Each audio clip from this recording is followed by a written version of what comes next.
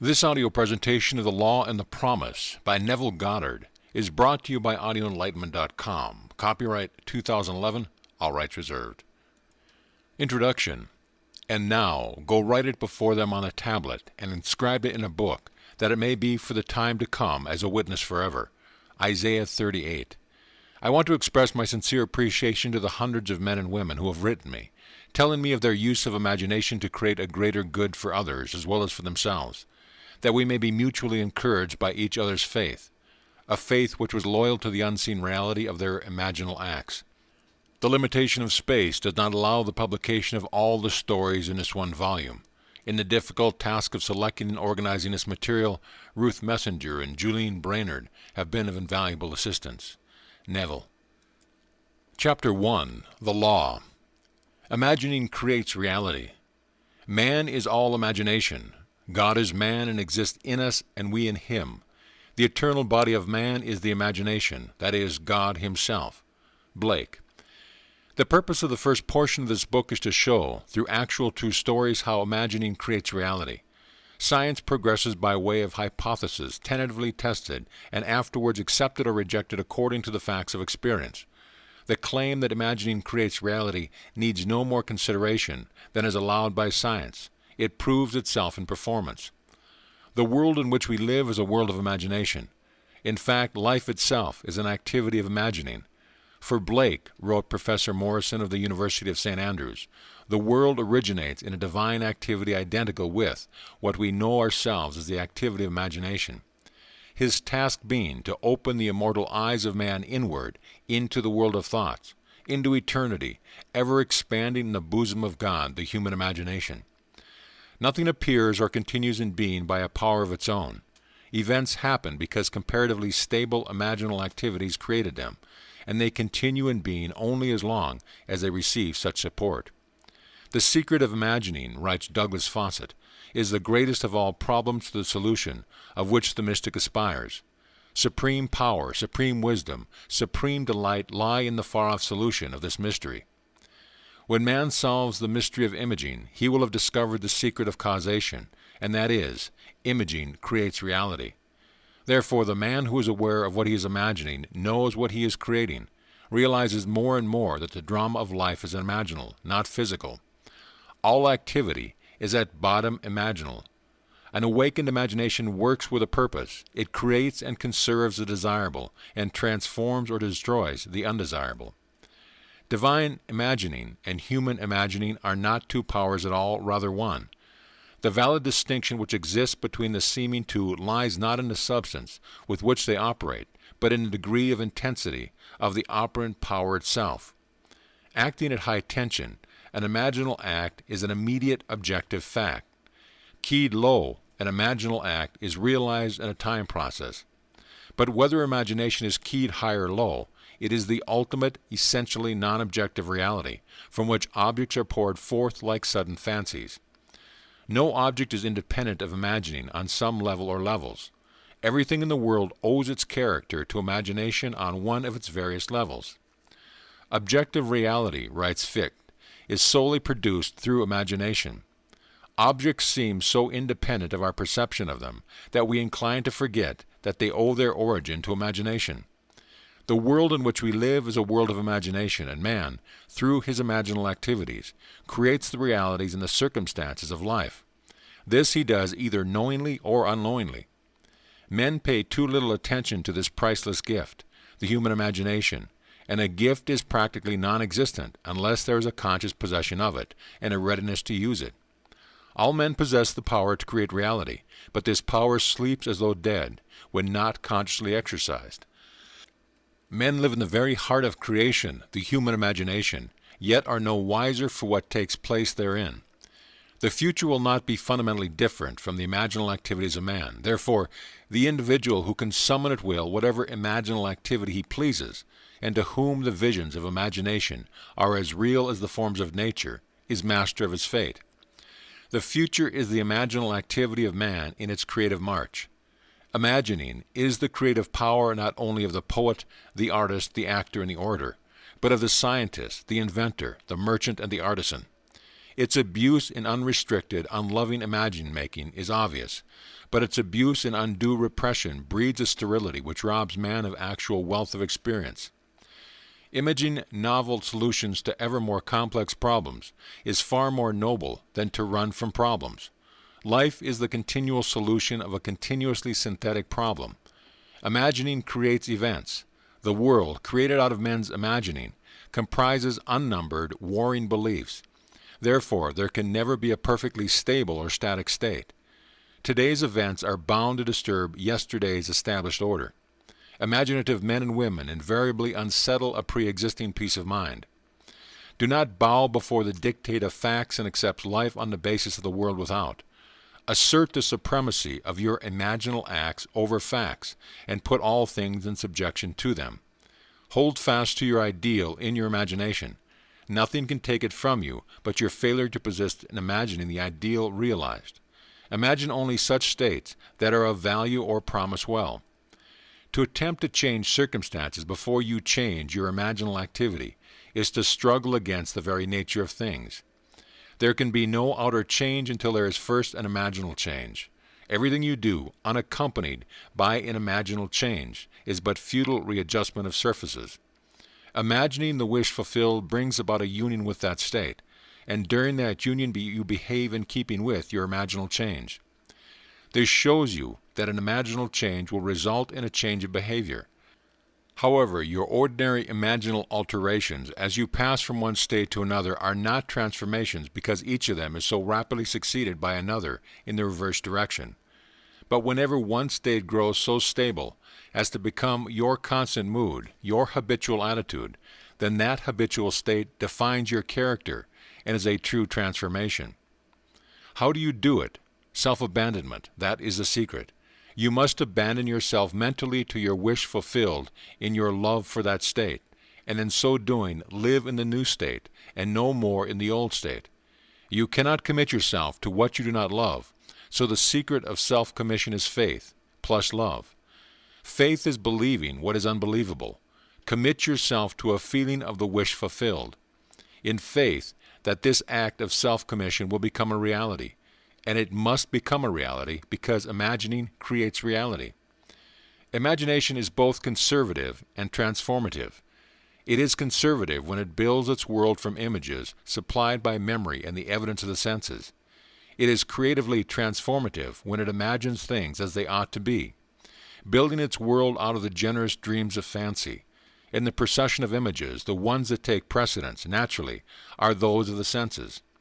Nevertheless, a present sense impression is only an image. It does not differ in nature from a memory image or the image of a wish. What makes a present sense impression so objectively real is the individual's imagination functioning in it and thinking from it. Whereas, in a memory, image, or a wish, the individual's imagination is not functioning in it and thinking from it, but is functioning out of it and thinking of it. If you would enter into the image in your imagination, then would you know that it is to be creatively transformative. Then would you realize your wish, and then you would be happy. Every image can be embodied, but unless you yourself enter the image and think from it, it is incapable of birth. Therefore, it is the height of folly to expect the wish to be realized by the mere passage of time. That which requires imaginative occupancy to produce its effect obviously cannot be effected without such occupancy. You cannot be in one image and not suffer the consequences of not being in another. Imagination is spiritual sensation. Enter the image of the wish fulfilled, then give it sensory vividness and tones of reality by mentally acting as you would act were it a physical fact. Now this is what I mean by spiritual sensation. Imagine that you are holding a rose in your hand. Smell it. Do you detect the odors of roses? Well, if the rose is not there, why is its fragrance in the air? Through spiritual sensation, that is, through imaginal sight, sound, scent, taste, touch, you can give it to the image sensory vividness. If you do this, all things will conspire to aid your harvesting, and upon reflection, you will see how subtle were the threads that led to your goal. You could never have devised the means which your imaginal activity employed to fulfill itself. If you long to escape from your present sense fixation, to transform your present life into a dream of what might well be, You need but imagine that you are already what you want to be, and to feel the way you would expect to feel under such circumstances.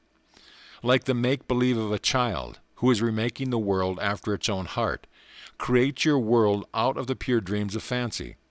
Mentally enter into your dream. Mentally do what you would actually do were it physically true. You will discover that dreams are realized not by the rich, but by the imaginative. Nothing stands between you and the fulfillment of your dreams but facts, and facts are the creations of imaging. If you change your imaging, you will change the facts. Man and his past are one continuous structure. This structure contains all the facts which have been conserved and still operate below the threshold of his surface mind. For him it is merely history. For him it seems unalterable, a dead and firmly fixed past. But for itself it is living, it is part of the living age. He cannot leave behind him the mistakes of the past, for nothing disappears. Everything that has been is still in existence. The past still exists, and it gives and still gives its results. Man must go back in memory, seek for and destroy the cause of evil, however far back they lie. This going back into the past and replaying a scene of the past in imagination, as it ought to have been played for the first time, I call revision, and revisions result in repeal. Changing your life means changing the past. The causes of any present evil are the unrevised scenes of the past. The past and the present form the whole structure of man. They are carrying all of its contents with it. Any alteration of content will result in the alteration in the present and the future. Live nobly, so that mind can store a past well worthy of recall. Should you fail to do so, remember the first act of correction or cure is always revise. If the past is recreated into the present, so will the revised past be recreated into the present, or else the claim, though your sins are like scarlet, they shall be white as snow, is a lie, and it is no lie. The purpose of the story-to-story commentary that follows is to link up as briefly as possible the distinct but never disconnected themes of the 14 chapters into which I have divided the first part of this book. It will serve, I hope, as a thread of coherent thought that binds the whole into proof of its claim. Imagining creates reality. To make such a claim is easily done. To prove it in the experience of others is far sterner. To stir you to use the law constructively in your own life. That is the aim of this book. End of chapter. Chapter 2. Dwell therein. My God, I heard this day that none doth build a stately habitation, but he that means to dwell therein. What houses more stately hath there been, or can be, than is man, to whose creation all things are in decay? George Herbert. I wish it were true of man's noble dreams, but unfortunately, perpetual construction, deferred occupancy, is the common fault of man. Why build a stately habitation unless you intend to dwell therein? Why build a dream house and not dwell therein? This is the secret of those who lie in bed awake while they dream things true. They know how to live in their dream until, in fact, they do just that. Man, through the medium of a controlled waking dream, can predetermine his future. That imaginal activity of living in the feeling of the wish fulfilled leads man across a bridge of incident to the fulfillment of the dream. If we live in the dream, thinking from it and not of it, then the creative power of imagining will answer our adventurous fancy, and the wish fulfilled will break in upon us and take us unaware. Man is all imagination, therefore man must be where he is in imagination, for his imagination is himself. To realize that imagination is not something tied to the senses or enclosed within the spatial boundary of the body is most important. Although man moves about in space by movement of his physical body, he need not be so restricted. He can move by a change in what he is aware of. However real the scene on which sight rests, man can gaze on one never before witnessed. He can always remove the mountains if it upsets his concept of what life ought to be. This ability to mentally move from things as they are to things as they ought to be is one of the most important discoveries that man can make. It reveals man as a center of imaging with powers of intervention which enable him to alter the course of observed events, moving from success to success through a series of mental transformation of nature, of others, and himself. For many years a doctor and his wife dreamed about their stately habitation, but not until they imaginatively lived in it did they manifest it. Here is their story. Some 15 years ago, Mrs. M and I purchased a lot on which we built a 2-story building, housing our office and living area. We left ample space on the lot for an apartment building, if and when our finances would permit. All these years we were busy paying off our mortgage, and at the end of that time had no money for the additional building we still desired so much.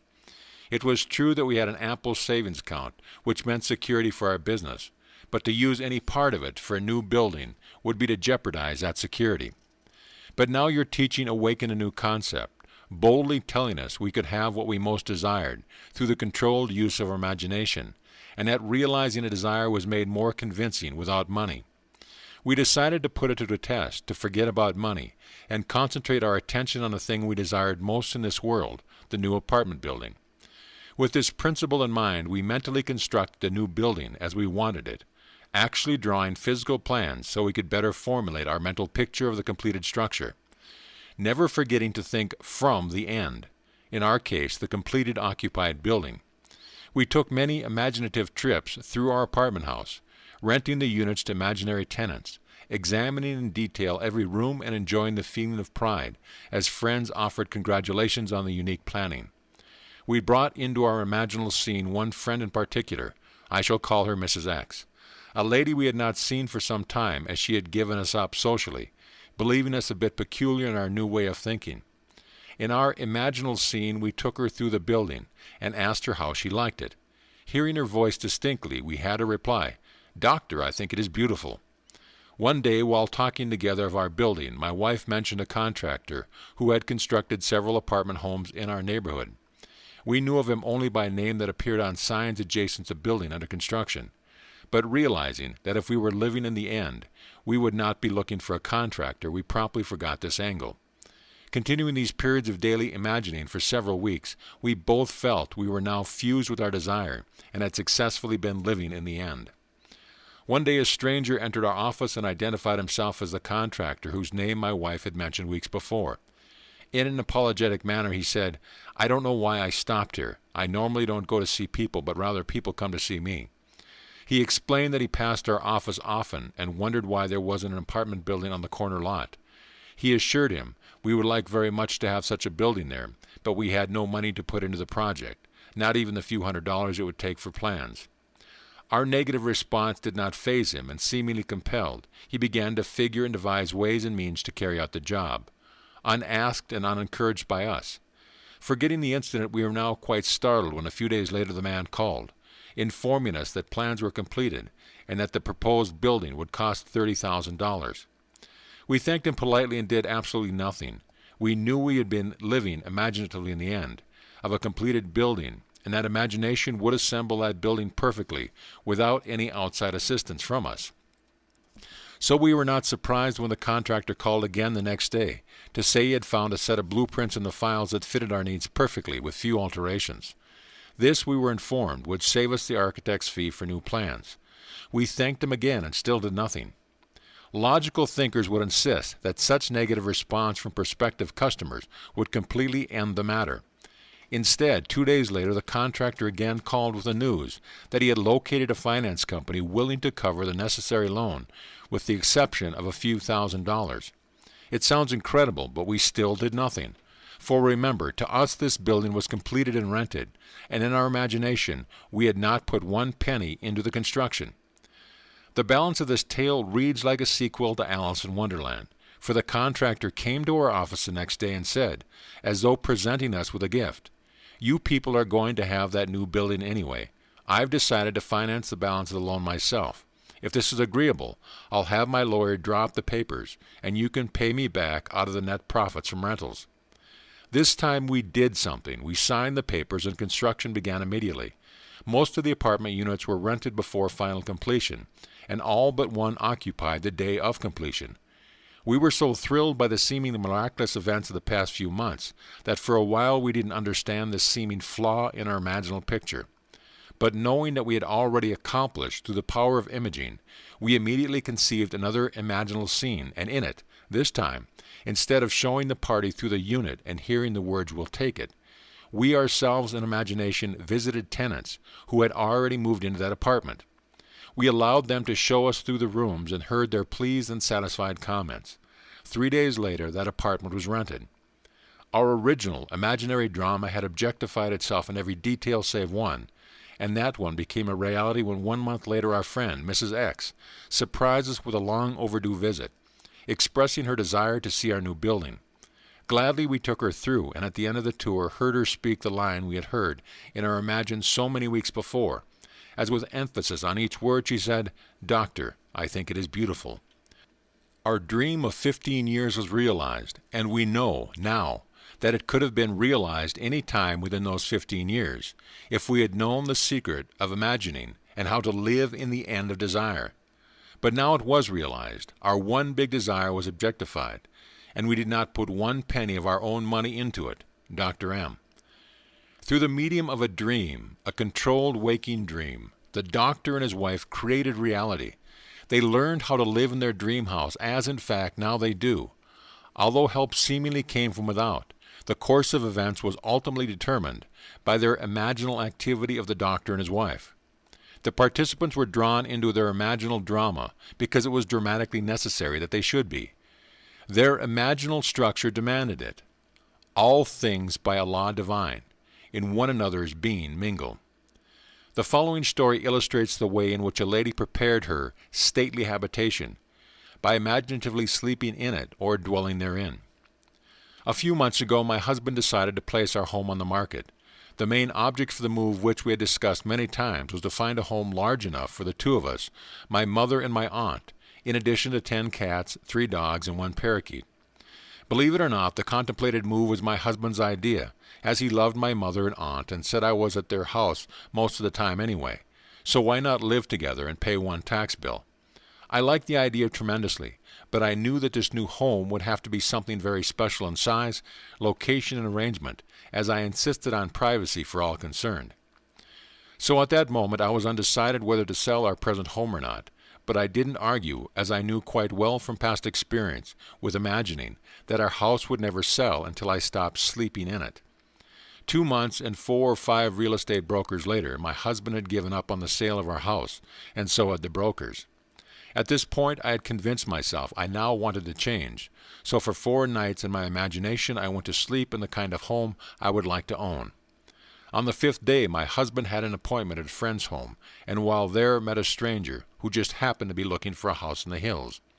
He was, of course, brought swiftly back to see our house, which he walked through once and said, "I'll buy it." This didn't make us very popular with a broker, but that was all right with me, as I was happy to keep the broker's commission in the family. We moved within 10 days and stayed with my mother while looking for our new house. We listed our requirements with every agent on the Sunset Strip only, because I wouldn't move out of the area, and each one of them without exception informed us we were both mad. It was entirely impossible, they said, to find an older home on English style, with 2 separate living rooms, separate apartments, a library, built on a flat knoll with enough ground space to fence for large dogs, and located in one particular area. When we told them the price we would pay for this house, they just looked sad. I said that wasn't all we wanted. We wanted wood paneling all through the house, a huge fireplace, a magnificent view and seclusion, no close neighbors, please. At this point the lady agent would giggle and remind me that there was no such house, but if there were they would realize 5 times what we were willing to pay. But I knew there was such a house, because my imagination had been sleeping in it, and if I am my imagination, then I had been sleeping in it. By the 2nd week we had exhausted 5 real estate officers, and the gentleman in the 6th office was looking a little wild when one of his partners, who had not spoken until then, said, "Why don't you show them the place up King's Road?" A 3rd partner in the office laughed sourly and said, "That property isn't even listed, and besides the old lady would throw you off the property. She got 2 acres up there, and you know she wouldn't split." Well, I didn't know what she wouldn't split, but my interest had been aroused by the street name, for I liked the particular area best of all. So I asked why not just take a look anyway for laughs. As we drove up the street and turned off onto a private road, we approached a large 2-story house built of redwood and brick. English in appearance, surrounded by tall trees, and sitting alone and aloof on its own knoll, viewing the city below from all its many windows. I felt a peculiar excitement as we walked to the front door, and we were greeted by a lovely woman who graciously asked us in. I do not think I breathed for the next minute or so, for as I walked into the most exquisite room I had ever seen. The solid redwood walls and the brick of the great fireplace rose to the height of 28 feet, terminating in an arched ceiling joined together by huge redwood beams. The room was straight out of Dickens, and I could almost hear Christmas carolers singing in the balcony of the upstairs dining room, which looked out over the living room. A great cathedral window gave the view of sky, mountains, and city far below, and the beautiful old redwood walls glowed in the sunlight. We were shown through a spacious apartment on the lower floor with connecting library, separate entrance, and separate patio. 2 staircases led upward to a long hall, opening into 2 separated bedrooms and bath. At the end of the hall was, yes, a second living room, opening out onto a second patio, screened by trees and redwood fencing. Built on 2 acres of beautifully landscaped grounds, I began to understand what the agent had meant by saying she wouldn't split, for on 1 acre stood a large swimming pool and pool house completely separated from the main house, but undoubtedly belonging to it. It did indeed seem to be an impossible situation, as we did not want 2 acres of highly taxable property, plus a swimming pool a block away from the house. Before we left, I walked through the magnificent living room, once more going up the stairs to the dining room balcony. I turned and looking down saw my husband standing by the fireplace, pipe in hand, with an expression of perfect satisfaction on his face. I placed my hands on the balcony railing and watched him for a moment. When we were back in the real estate office, the 3 agents were ready to close for the day, but my husband detained them, saying, "Let's make her an offer anyway. Maybe she will split the property. What can we lose?" 1 agent left the office without a word. Another said, "The idea is ridiculous." The agent we had originally talked to said, "Forget it, it's a pipe dream." My husband is not easily annoyed, but when he is, there is no more stubborn creature on earth. He was now annoyed. He sat down, slapped his hand on the desk, and roared, "It's your business to submit offers, isn't it?" They agreed that this was so and finally promised to submit an offer on the property. We left, and that night, in my imagination, I stood on the dining room balcony and looked down at my husband standing by the fireplace. He looked up at me and said, "Well, honey, how do you like our new home?" I said I'd love it.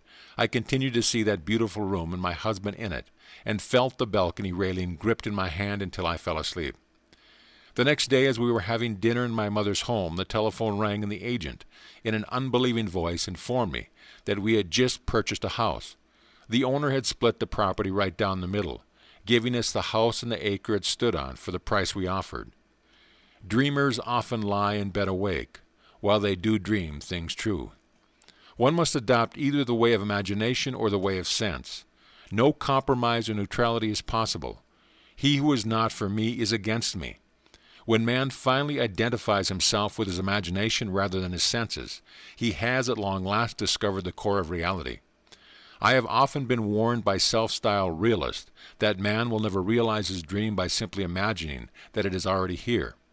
Yet man can realize his dreams by simply imagining that it is already here. That is exactly what this collection of stories proves. If only men were prepared to live imaginatively in the feeling of the wish fulfilled, advancing confidently in their controlled waking dream, then the power of imagining would answer their adventurous fancy, and the wish fulfilled would break in upon them and take them unawares. Nothing is more continuously wonderful than the things that happen every day to the man with imagination, sufficiently awake to realize their wonder. Observe your imaginal activities. Imagine better than the best you know, and create your better world for yourself and others. Live as though the wish had come, even though it is yet to come, and you will shorten the period of waiting. The world is imaginal, not mechanistic. Imaginal acts, not blind fate, determine the course of history. End of chapter. Chapter 3. Turn the wheel backward. Oh, let your strong imagination turn the great wheel backward, until Troy unburn. All life is, throughout the ages, nothing but the continuing solution of a continuous synthetic problem. H.G. Wells. The perfectly stable or static state is always unattainable. The end attained objectively always realizes more than the end the individual originally had in view. This in turn creates a new situation of inner conflict, needing novel solutions to force man along the path of creative evolution. His touch is infinite, and lends a yonder to all ends. Today's events are bound to disturb yesterday's established order. The creatively active imagination invariably unsettles a pre-existing peace of mind. The question may arise as to how, by representing others to ourselves as better than they really were, or mentally rewriting a letter to make it conform to our wish, or by revising the scene of an accident, the interview with an employer, and so on, could change what seems to be the unalterable facts of the past. But remember my claims for imagining. Imagining creates reality. What it makes, it can unmake. It is not only conservative, building a life from images supplied by memory. It is also creatively transformative, altering a theme already in being. The parable of the unjust steward gives the answer to the question. We can alter our world by means of a certain illegal imaginal practice, by means of a mental falsification of the facts, that is, by means of a certain intentional, imaginal alteration of that which we have experienced. All this is done in one's own imagination. This is a form of falsehood, which not only is not condemned, but is actually approved in the gospel teaching. By means of such a falsehood, a man destroys the cause of evil and acquires friends, and on the strength of this, revision proves, judging by the high praise the unjust steward received from his master, that he is deserving of confidence. Because imagining creates reality, we can carry revision to the extreme and revise a scene that would be otherwise unforgivable. We learn to distinguish between man, who is all imagination, and those states into which he may enter. An unjust steward, looking at another's distress, will represent the other to himself, as he ought to be seen. Were he himself in need, he would enter his dream in his imagination, and imagine what he would see and how things would be seen, and how people would act, after these things should be. Then in this state he would fall asleep, feeling the way he would expect to feel under such circumstances. Would that all the Lord's people were unjust stewards, mentally falsifying the facts of life to deliver individuals forevermore. For the imaginal change goes forward, until at length the altered pattern is realized on the heights of attainment. Our future is our imaginal activity in its creative march. Imagine better than the best you know. To revise the past is to reconstruct it with new content. Man should daily relive the day as he wished he had lived it, revising the scenes to make them conform to his ideals. For instance, suppose today's mail brought disappointing news. Revise the letter, mentally rewrite it and make it conform to the news you wish you had received. Then, in imagination, read the revised letter over and over again, and this will arouse the feeling of naturalness.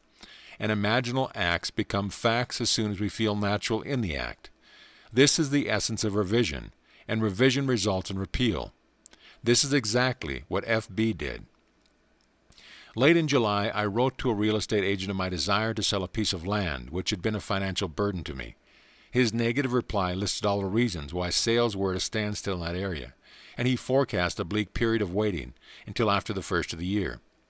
I received his letter on Tuesday, and in my imagination, I rewrote it with words indicating that the agent was eager to take my listing. I read this revised letter over and over, and I extended my imaginal drama using your theme of the four mighty ones of your imagination, from your book, Seed Time and Harvest, the producer, the author, the director, and the actor.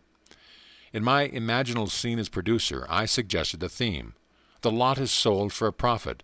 As the author, I wrote this simple scene which, to me, implied fulfillment. Standing in the real estate office, I extended my hand to the agent and said, "Thank you, sir," and he replied, "It was my pleasure doing business with you."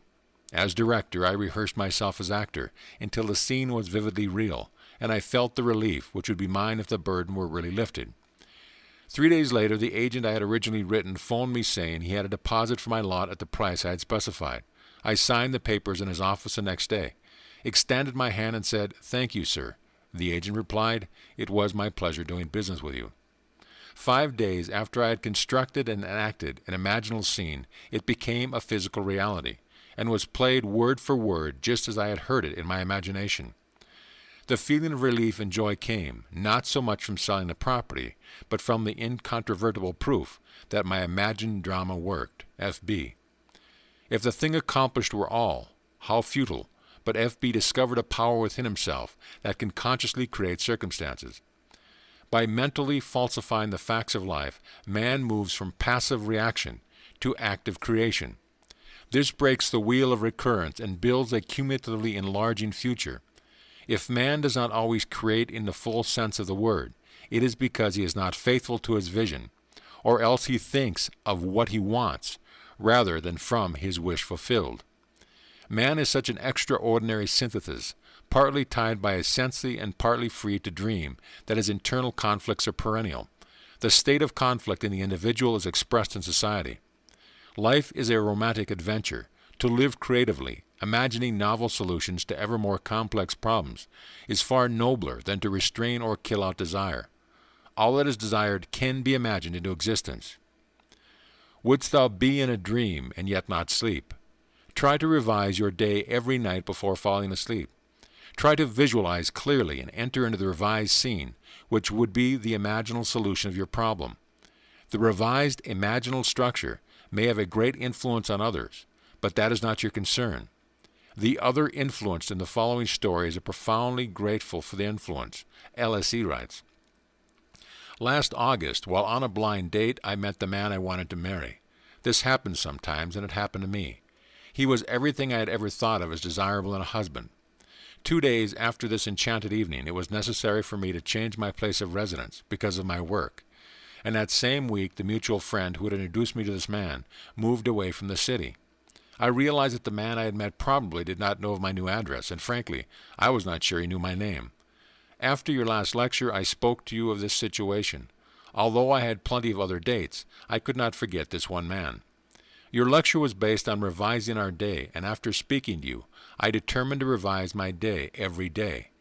Before going to sleep at night, I felt I was in a different bed, in my own home as a married woman, and not as a single working girl sharing an apartment with 3 other girls. I twisted an imaginary wedding band on my imaginary left hand, saying over and over to myself, 'This is wonderful. I really am Mrs. J.E.' And I fell asleep in what was, a moment before, a waking dream. I repeated this imaginary scene for 1 month, night after night. The first week in October he found me. On our second date I knew my dreams were rightly placed. Your teachings tell us to live in the end of our desires until that desire becomes fact. So although I did not know how he felt about me, I continued night after night, living in the feeling of my dream realized. The results? In November he proposed. In January we announced our engagement. And the following May we were married. The loveliest part of it all, however, is that I am happier than I ever dreamed possible, and I know in my heart he is too. Mrs. J.E. By using her imagination radically instead of conservatively, by building her world out of pure dreams of fancy, rather than using images supplied by memory, she brought about the fulfillment of her dream. Common sense would have used images supplied by her memory, and thereby perpetuated the fact of lack in her life. Imagination created what she desired out of a dream of fancy. Everyone must live wholly on the level of imagination, and it must be consciously and deliberately undertaken. Lovers and madmen have such seething brains, such shaping fantasies, that apprehend more than cool reason ever comprehends. In our times of revision, be well spent. We need not worry about results. Our fondest hopes will be realized. Art thou real, earth? Am I? In whose dream do we exist? There is no inevitable permanence in anything. Both past and present continue to exist only because they are sustained by imagining, on some level or another. And a radical transformation of life is always possible by man revising the undesirable part of it. In this letter, Mr. R.S. questions this subject of influence.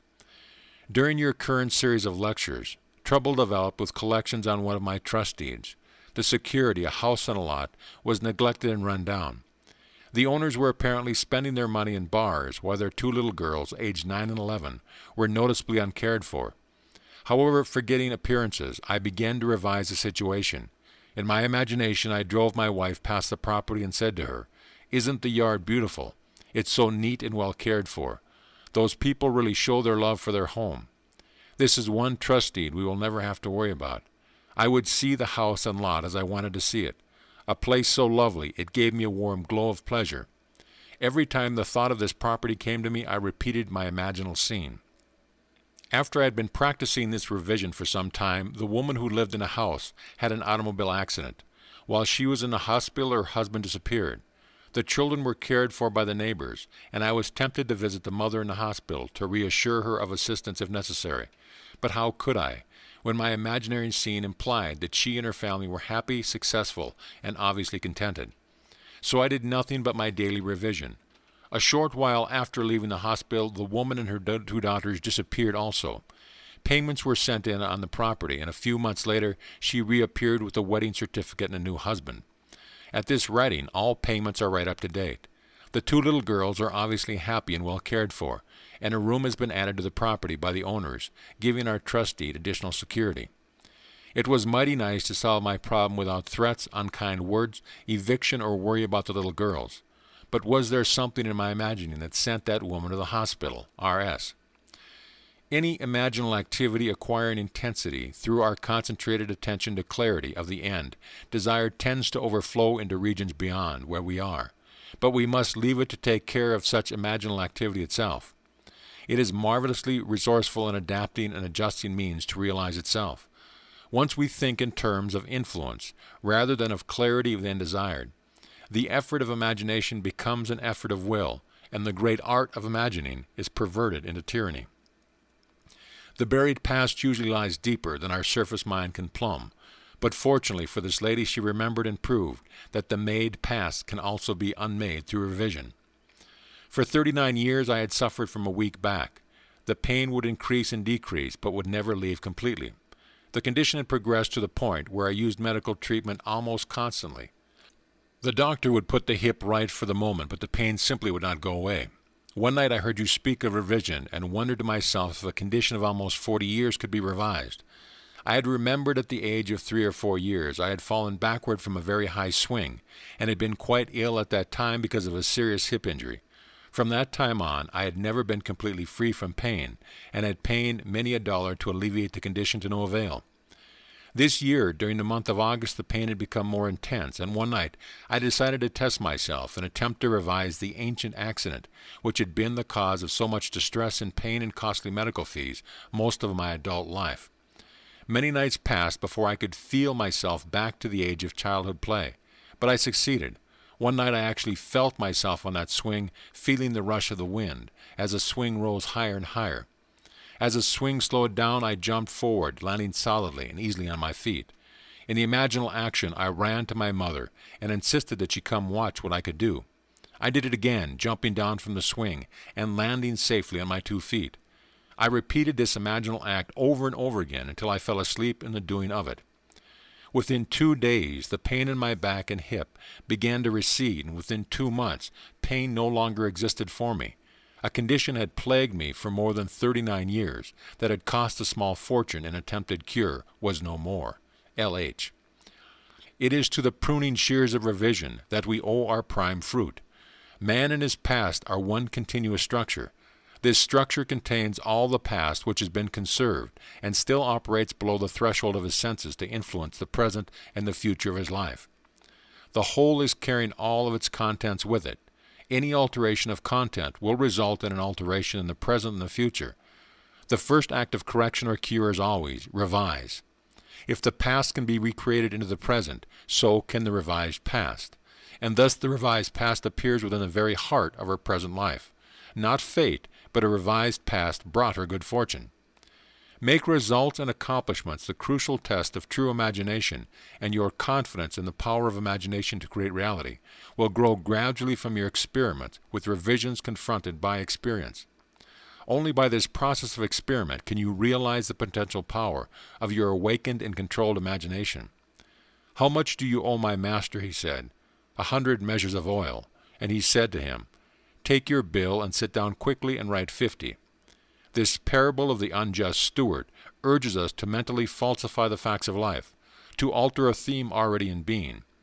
By means of such imaginative falsehood a man acquires friends. As each day falls, mentally revise the facts of life and make them conform to events well worthy of recall. Tomorrow will take up the altered pattern and go forward until at length it is realized on the heights of attainment. The reader will find it worthwhile to follow these clues. Imaginal construction of scenes implying the wish fulfilled, and imaginative participation in these scenes until tones of reality are reached. We are dealing with the secret of imagination, in which man is seen awakening into a world completely subject to his imaginative power. Man can understand recurrence of events well enough, the building of a world from images supplied by memory, things remaining as they are. This gives him a sense of security in the stability of things. However, the presence within him of a power which awakens and becomes what it wills, radically changing its form, its environment and the circumstance of life, inspires in him a feeling of insecurity, a dreadful fear of the future. Now it is high time to awake out of sleep, and put an end to all the unlovely creations of sleeping man. Revise each day. Let your strong imagination turn the great wheel backward until Troy unburn. End of chapter. Chapter 4. There is no fiction. The distinctions between what is real and what is imaginary is not one that can be finally maintained. All existing things are, in an intelligible sense, imaginary. John S. Mackenzie. There is no fiction. If an imaginal activity can produce a physical effect, our physical world must be essentially imaginal. To prove this would require merely that we observe our imaginal activities and watch to see whether or not they produce corresponding external effects. If they do, then we must conclude that there is no fiction. Today's imaginal drama, fiction, becomes tomorrow's fact. If we had this wider view of causation, that causation is mental, not physical, that our mental states are causative of physical effects, then we would realize our responsibility as a creator and imagine only the best imaginable. Fable enacted as a sort of stage play in the mind of what causes the physical facts of life. Man believes that reality resides in the solid objects he sees around him, that it is in this world the drama of life originates, that events spring suddenly into existence, created moment by moment out of antecedent physical facts. But causation does not lie in the external world of facts. The drama of life originates in the imagination of man. The real act of becoming takes place within man's imagination and not without. The following stories could define causation as the assemblage of mental states, which occurring creates that which the assemblage implies. The foreword from Walter Lordge, A Night to Remember, illustrates my claim. Imagining creates reality. In 1898, a struggling author named Morgan Robertson concocted a novel about a fabulous Atlantic liner, far larger than any then that had ever been built. Robertson loaded his ship with rich and complacent people, and then wrecked it one cold April night on an iceberg. This somehow showed the futility of everything, and in fact, the book was called Futility when it appeared that year, published by the firm of M.F. Mansfield. 14 years later, a British shipping company, named the White Star Line, built a steamer remarkably like the one in Robertson's novel. The new liner was 66,000 tons displacement. Robertson's was 70,000 tons. The real ship was 882 feet long. The fictional one was 880 feet. Both could carry about 3,000 people, and both had enough lifeboats for only a fraction of this number. But then this didn't seem to matter because both were labeled unshakable. On April 19, 1912, the real ship left Southampton on her maiden voyage to New York. Her cargo included a priceless copy of the Rubaiyat of Omar Khayyam and a list of passengers collectively worth $250 million. On her way over, she too struck an iceberg and went down on a cold April night. Robertson called his ship the Titan. The White Star crews called it the Titanic. Had Morgan Robertson known that imagining creates reality, that today's fiction is tomorrow's fact, would he have written the novel Futility? In the moment of the tragic catastrophe, writes Schopenhauer, the conviction becomes more distinct to us than ever that life is a bad dream from which we have to awake. And the bad dream is caused by the imaginal activity of sleeping humanity. Imaginal activities may be remote from their manifestations, and unobserved events are only appearance. Causation is seen in this tragedy as elsewhere in space-time. Far off from the scene of action, invisible to all, was Robertson's imaginal activity, like a scientist in a control room, directing his guided missile through space-time. Who paints a picture, writes a play or book, which others read while he's asleep in bed. Oh, the other side of the world, when they're overlooked. His page, the sleeper, might as well be dead. What knows he of his distant unfelt life? What knows he of the thoughts his thoughts are raising, the life his life is giving, or the strife? Concerning him, some cavilling, some praising. Yet which is most alive, he who is asleep, or his quick spirit in some other place, or a score of other places that doth keep attention fixed and sleep from others chase? Which is the he that sleeps, or he that his own he can neither feel nor see? Samuel Butler. Imaginative writers communicate not their vision of the world, but their attitudes which result in their vision. Just a short while before Catherine Mansfield died, she said to her friend Orage, "There are in life as many aspects as attitudes toward it, and aspects change with attitudes. Could we change our attitude, we should not only see life differently, but life itself would come to be different. Life would undergo a change of appearance, because we ourselves have undergone a change in attitude. Perception of a new pattern is what I call a creative attitude towards life." Prophets, wrote Blake, in the modern sense of the word, have never existed. Jonah was no prophet in the modern sense, for his prophecy of Nineveh failed. Every honest man is a prophet. He utters his opinion both of private and public matters. Thus, if you go on so, the result is so. He never says, "Such a thing shall happen, let you do what you will." A prophet is a seer, not an arbitrary dictator. The function of the prophet is not to tell us what is inevitable, but to tell us what can be built up out of persistent imaginal activities. The future is determined by the imaginal activities of humanity, activities in their creative march, activities which can be seen in your dreams and the visions of your head as you lay in bed. Would that all the Lord's people were prophets, in the true sense of the word, like this dancer who now, from the summit of his realized ideal, sights yet higher peaks that are to be scaled.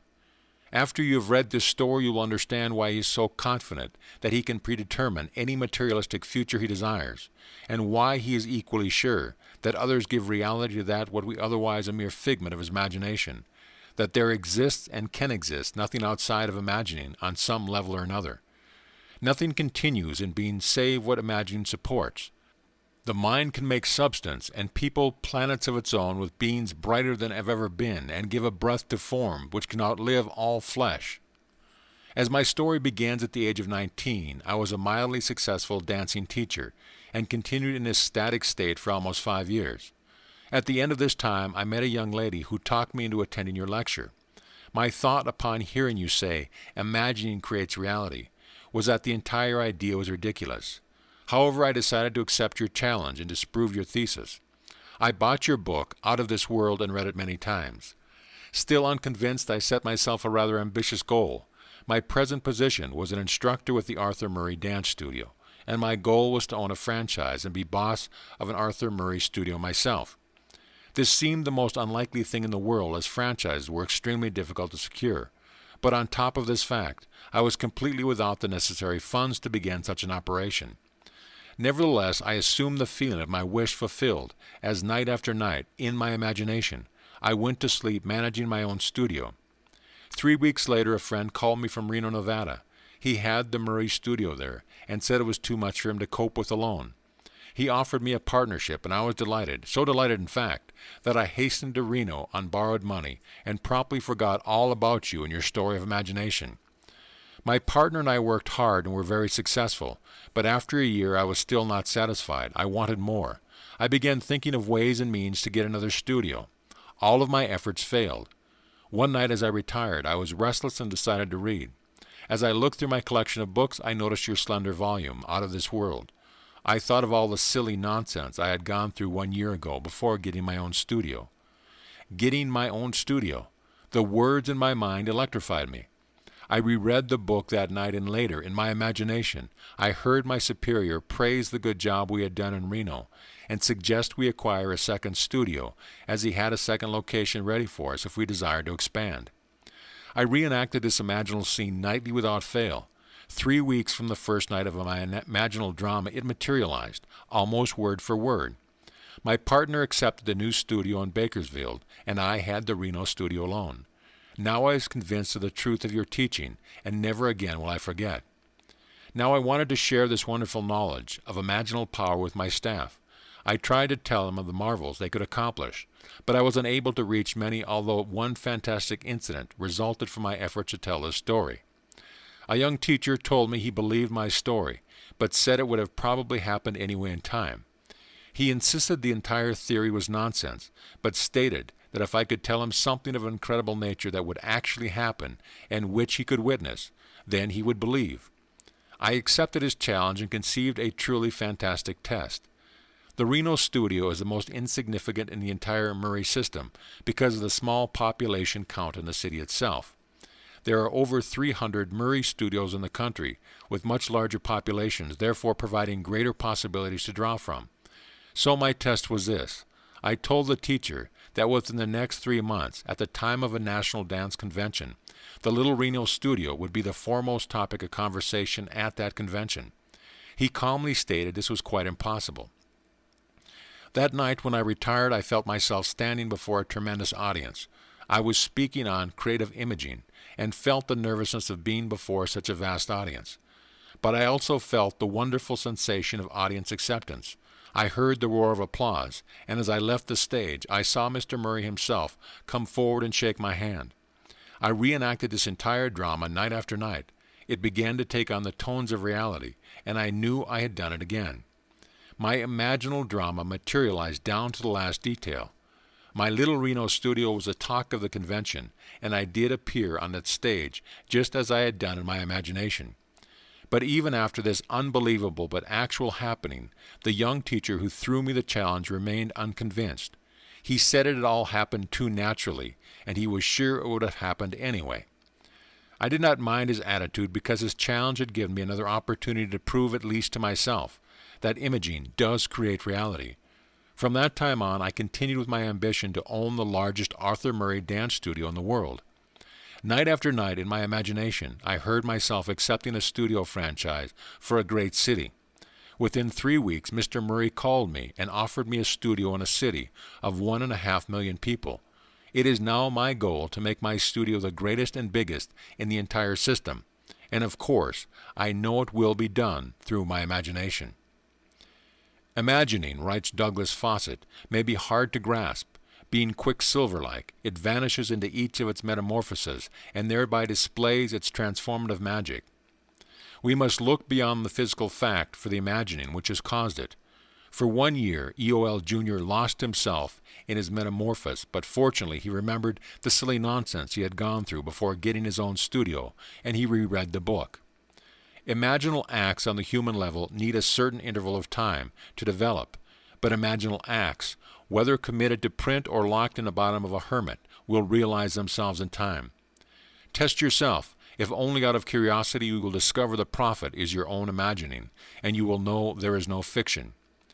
We should never be certain that it is not some woman treading in the winepress who began the subtle changes in men's mind, or that the passion, because of which so many countries were given to the sword, did not begin in the mind of some shepherd boy, lighting up his eyes for a moment before it ran upon its way. William Butler Yeats. There is no fiction. Imagining fulfills itself in what our lives become. And now I have told you before it takes place, so that when it does take place, you may believe. The Greeks were right. The gods have come down to us in the likeness of men. But they have fallen asleep and do not realize the might they wield by their imaginal activities. Real are the dreams of gods and smoothly pass, their pleasure in a long immortal dream. E.B., an author, is fully aware that today's fiction can become tomorrow's fact. In this letter she writes, "One spring I completed a novelette, sold it and forgot it. Not until many long months later did I sit down and nervously compare some facts in my fiction with some facts in my life. Please read a brief outline of my created story, then compare it with my personal experience. The heroine of my story took a vacation trip to Vermont, to the small city of Stowe, Vermont to be exact. When she reached her destination, she was faced with such unpleasant behavior on the part of her companion that she either had to continue her lifetime pattern of allowing another selfish demand dominate her, or to break that pattern and leave. She broke it and returned to New York. When she returned, and the story continues, events took shape in a proposal of marriage, which she happily accepted. For my part of this tale, as small events evolved, I began to remember the dictates of my own pen, an insignificant relationship. This is what happened to me. I received an invitation from a friend offering me a vacation at her summer place in Vermont. I accepted and was not startled at first when I learned her summer place was in a city of Stowe. When I arrived, I found my hostess in such a highly nervous state, I realized I was faced with either a wretched summer or the choice of walking out on her. Never before in my life had I been strong enough to ignore that I thought were the claims of duty and friendship, but this time I did, and without ceremony returned to New York. A few days after I returned to my home, I too received a proposal of marriage. But at this point, fact and fiction parted. I refused the offer. I know, Neville, there is no such thing as fiction. Forgetful is green earth, and gods alone remember everlastingly. By their great memories the gods are known. Ends run true to their imaginal origin. We reap the fruit of forgotten blossom time. In life the events do not come up always where we have sown the seed, so that we may not recognize our own harvest. Events are the emergence of a hidden imaginal activity. Man is free to imagine whatever he desires. This is why, despite all fatalists and misguided prophets of doom, all awakened men know that they are free. They know that they are creating reality. Is there a scriptural passage to support this claim? Yes. And it came to pass, as he interpreted to us, so it was. W.P. Yeats must have discovered that there is no fiction, for after describing some of his experiences and the conscious use of imagination, he writes, "If all who have described events like this have not dreamed, we should rewrite our histories, for all men, certainly all imaginative men, must be forever casting forth enchantments, glamours, illusions in all men, especially tranquil men, who have so powerful egoistic life, must be continually passing under their power. Our most elaborate thoughts, elaborate purposes, precise emotions, are often, as I think, not really ours, but have on a sudden come up, as it were, out of hell or down out of heaven. There is no fiction. Imagine better than the best you know." End of chapter. Chapter 5. Subtle Threads. All ye behold, though it appears without, it is within, in your imagination of which this world of mortality is but a shadow. Blake. Nothing appears or continues in being by the power of its own. Events happen because comparatively stable imaginal activities created them, and they continue in being by virtue of the support they receive from such imaginal activities. The part which imagining the wish fulfilled plays in consciously creating circumstance is obvious in this series of stories. You will see how the telling of one story of the successful use of imagination can serve as a spur and a challenge to others to try it and see. One night a gentleman rose in my audience. He said that he had no question to ask, but would like to tell me something. This was his story. When he came out of the armed forces after World War II, he got a job that gave him take-home pay of $25 a week. After 10 years, he was making $600 a month. At that time, he bought my book, Awakened Imagination, and read the chapter, The Pruning Shears of Revision. Through the daily practice of revision, as set forth there, he was able to tell my audience 2 years later that his income was equal to that of the President of the United States. In my audience sat a man whom, by his confession, was broke. He had read the same book, but he suddenly realized he had done nothing with the use of his imagination to solve his financial problem. He decided he would try to imagine himself as the winner of the 510 pool at Caliente racetrack. In his words, in this pool, one attempts to pick winners in the 5th through the 10th races. So this is what I did. In my imagination I stood, sorting my tickets, and feeling as I did so, that I had each of the 6 winners. I enacted this scene over and over in my imagination until I actually felt goose pimples. Then I saw the cashier give me a large sum of money, which I placed beneath my imaginary shirt. This was my entire imaginal drama, and for 3 weeks, night after night, I enacted this scene and fell asleep in the action. After 3 weeks, I traveled physically to the Caliente racetrack, and on that day, every detail of my imaginative play was actually realized. The only change in the scene was that the cashier gave me a check for a total of $84,000 instead of currency. After my lecture the night this story was told, a man in the audience asked me if I thought it possible for him to duplicate TK's experience. I told him he must decide the circumstance of his imaginal scene himself, but that whatever scene he chose, he must create a drama that could make natural to himself and imagine the end intently with all the feelings he could muster. He must not labor for the means to the end, but live imaginatively in the feeling of the wish fulfilled. 1 month later, he showed me a check for $16,000, which he had won in another 510 pool at the same Caliente racetrack the previous day. This man had a sequel to the most interesting duplication of TK's good fortune. His first win took care of his immediate financial difficulties, although he wanted more money for future family security. Also, and more important to him, he wanted to prove that this had not been an accident. He reasoned that if his good luck could happen a second time in succession, the so-called law of percentages would give way to proof for him that his imaginal structures were actually producing this miraculous reality, and so he dared to put his imagination to a second test. He continues, I wanted a sizable bank account, and this to me meant seeing a large balance on my bank statement. Therefore, in my imagination, I enacted a scene which took me into two banks. In each bank I would see an appreciative smile meant for me from the bank manager as I walked into his establishment, and I would hear the teller's cordial greeting. I would ask to see my statement. In one bank I saw a balance of $10,000. In the other bank I saw a balance of $15,000. My imaginal scene did not end there. Immediately after seeing my bank balances, I would turn my attention to my horse racing system, which through a progression of 10 steps would bring my winnings to $11,533 with a starting capital of $200. I would divide the winnings into 12 piles on my desk.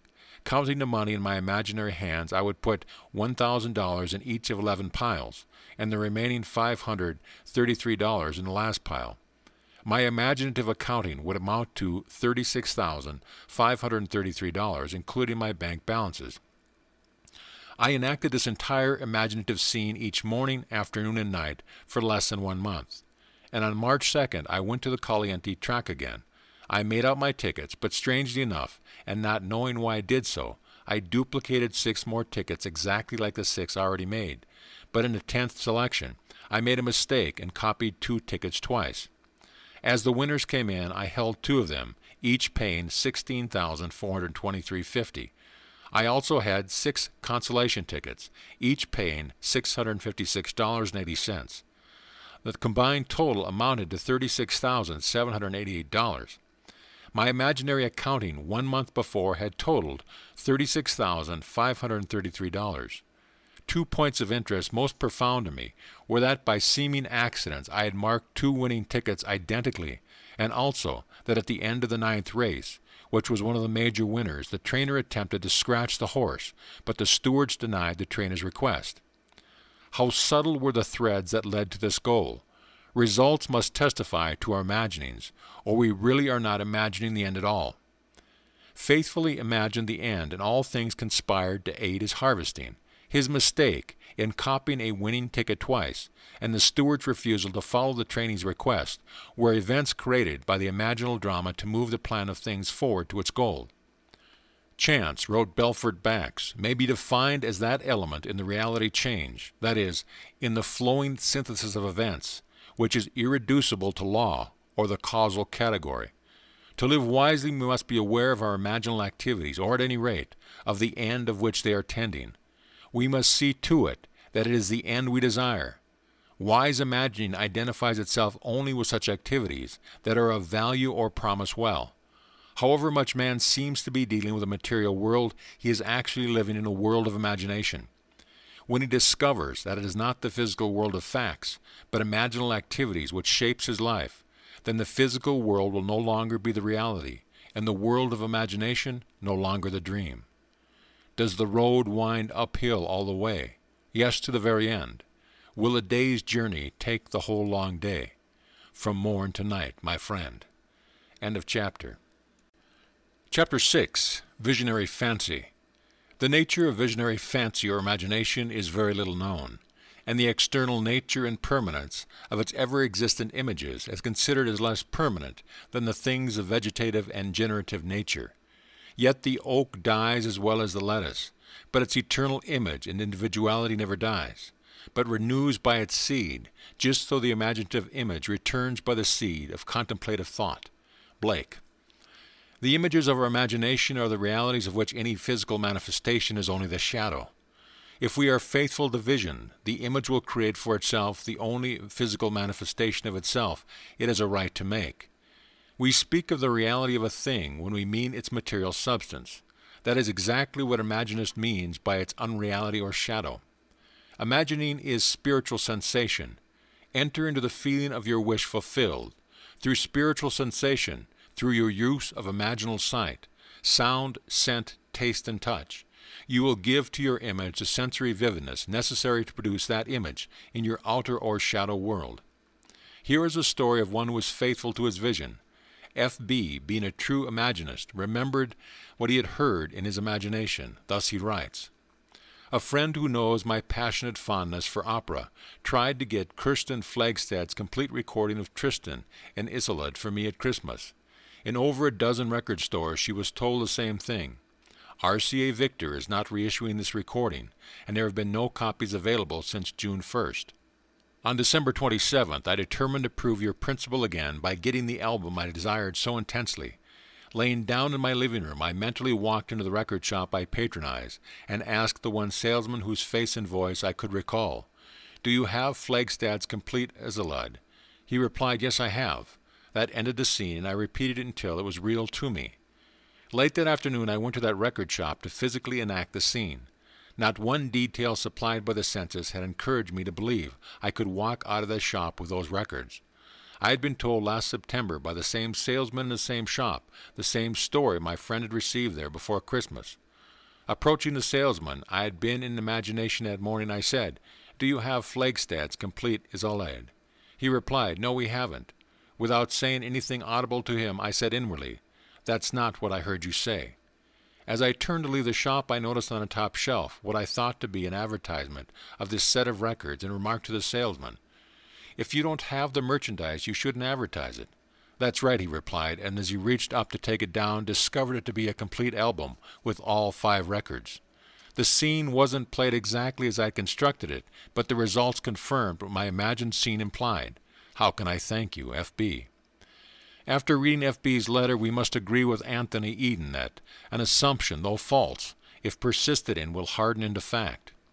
F.B.'s fancy, fusing with the sense feel of the record shop, enriched aspects of it and made them his, what he perceived. Our future is our imagining in its creative march. F.B. used his imagination for a conscious purpose, representing life as he desired it to be, and thereby affecting life instead of merely reflecting it. So sure was he that his imaginal drama was the reality and the physical act but a shadow. And when the salesman said, 'No, we haven't,' F.B. mentally said, 'That's not what I heard you say.' He not only remembered what he had heard, but he was still remembering it. Imagining the wish fulfilled is the seeking it finds, the asking that receives, the knocking to which is opened. He saw and heard what he desired to see and hear, and would not take 'No, we haven't' for an answer. The imaginist dreams while awake. He is not the servant of his vision, but the master of the direction of his attention. Imaginative constancy controls perception of events in space-time. Unfortunately, most men are ever-changing, like a joyless eye that finds no object worth its constancy. Mrs. G.R. too had imaginatively heard what she wanted to physically hear, and knew the outer world must conform it. This is her story. Some time ago we advertised our home for sale, which was necessary for us to buy a larger property on which we had placed a deposit. Several people would have bought our home immediately, but we were obliged to explain that we could not close any deal until we learned whether or not our offer for the property we wanted had been accepted. At this time a broker called and literally begged us to allow him to show our home to a client of his, who was eager for this location, and would be glad to pay even more than we were asking. We explained our situation to the broker and to his client. They both stated they did not mind waiting for our deal to be consummated. The broker asked us to sign a paper, which he said was not binding in any way, but would give him first chance at the sale if our other deal went through. We signed the paper and later learned that in California real estate law, nothing could have been more binding. A few days later, our deal for the new property fell through, so we notified this broker, and his verbal response was, "Well, just forget it." 2 weeks later, he filed suit against us for $1,500 commission. Trial date was set, and we asked for a jury trial.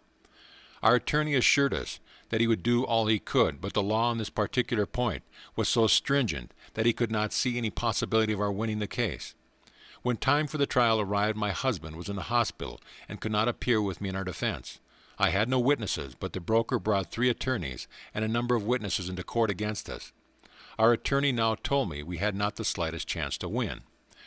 I turned to my imagination, and this is what I did.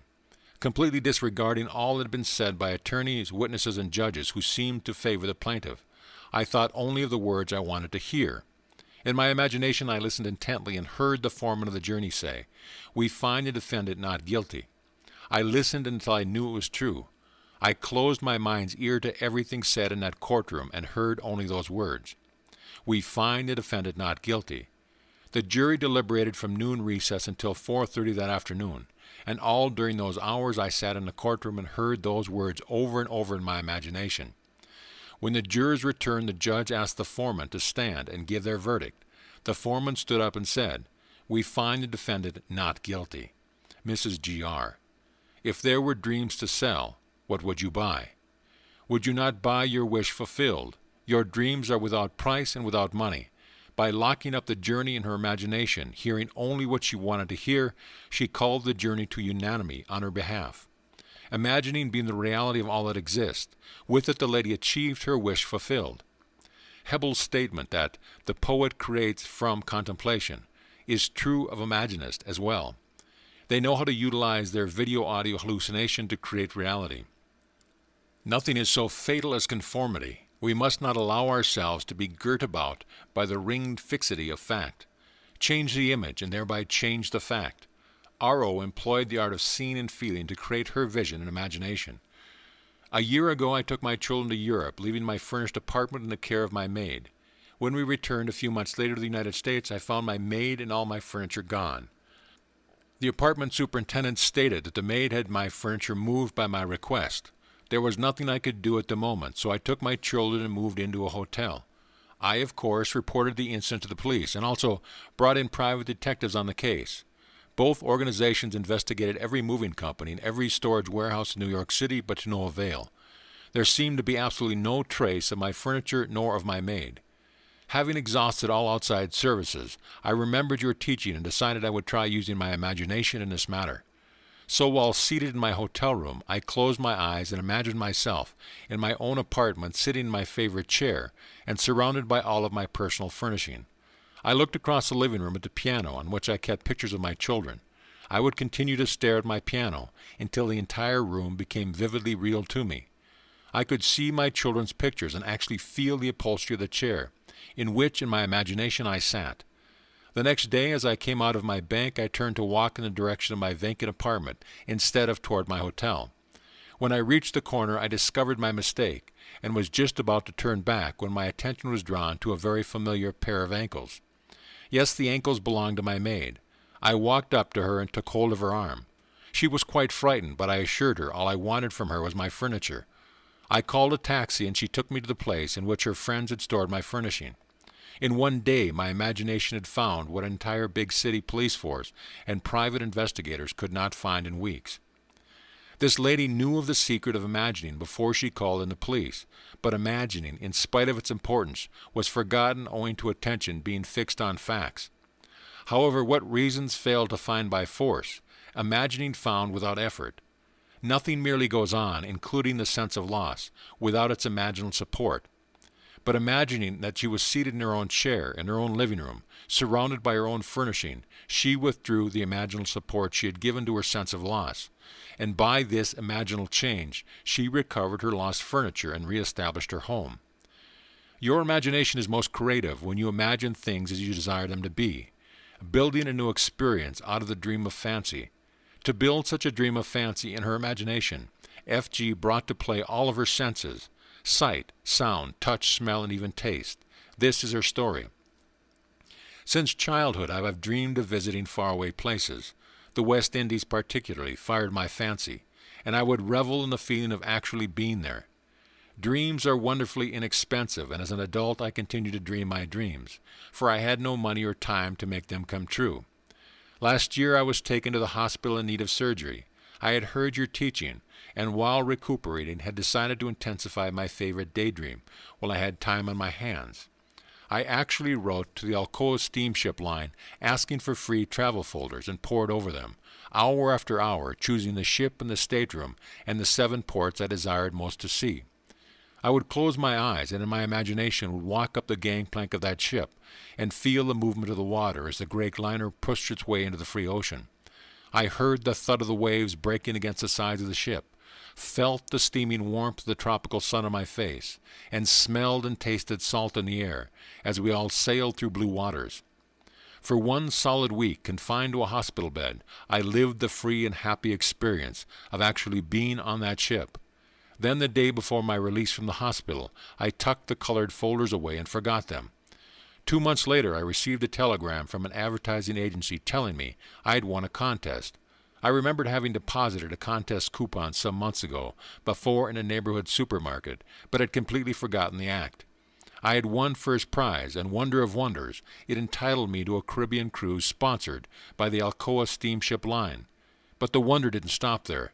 The very stateroom I had imaginedly lived in and moved about in while confined to the hospital bed had been assigned to me. And to make an unbelievable story even more unbelievable, I sailed on the one ship I had chosen, which stopped in not one, but all of the 7 ports I desired to visit. F.G. To travel is the privilege, not of the rich, but of the imaginative. End of chapter. Chapter 7. Moods. This is an age in which the mood decides the fortunes of people, rather than the fortunes decide the mood. Sir Winston Churchill. Men regard their moods far too much as effects, and not sufficiently as causes. Moods are imaginal activities, without which no creation is possible. We say that we are happy because we have achieved our goal. We do not realize that the process works equally well in the reverse direction, that we shall achieve our goal because we have assumed the happy feeling of the wish fulfilled. Moods are not the only result of the conditions of our life. They are also the causes of those conditions. In The Psychology of Emotions, Professor Ribbett writes, "An idea, which is only an idea, produces nothing and does nothing. It only acts if it is felt, if it is accompanied by an affective state, if it awakens tendencies, that is to say, motor elements." The lady in the following story so successfully felt the feeling of her wish fulfilled, she made her mood the character of the night, froze it in a delightful dream. Most of us read and love fairy stories, but we all know the stories of improbable riches and good fortunes are for the delight of the very young. But are they? I want to tell you of something unbelievably wonderful that happened to me through the power of my imagination, and I am not young in years. We live in an age which believes in neither fable nor magic, and yet everything I would possibly want in my wildest daydreams was given to me by the simple use of what you teach, that imagining creates reality, and that feeling is the secret of imagining. At the time this wonderful thing happened to me, I was out of a job and had no family to fall back upon for support. I needed just about everything. To find a decent job, I needed a car to look for it, and though I had a car, it was worn out, it was ready to fall apart. I was behind in my rent. I had no proper clothes to seek a job, and today it is no fun for a woman of 55 to apply for a job of any kind. My bank account was almost depleted, and there was no friend to whom I could turn. But I had been attending your lectures for almost a year, and my desperation forced me to put my imagination to the test. Indeed, I had nothing to lose. It was natural for me, I suppose, to begin by imagining myself having everything I needed. But I needed so many things in such a short order that I found myself exhausted when I finally got through the list, and by that time I was so nervous I could not sleep. One lecture night I heard you tell of an artist who captured the feeling, or word as you called it, of "isn't it wonderful" in his personal experience. I began to apply this idea to my case.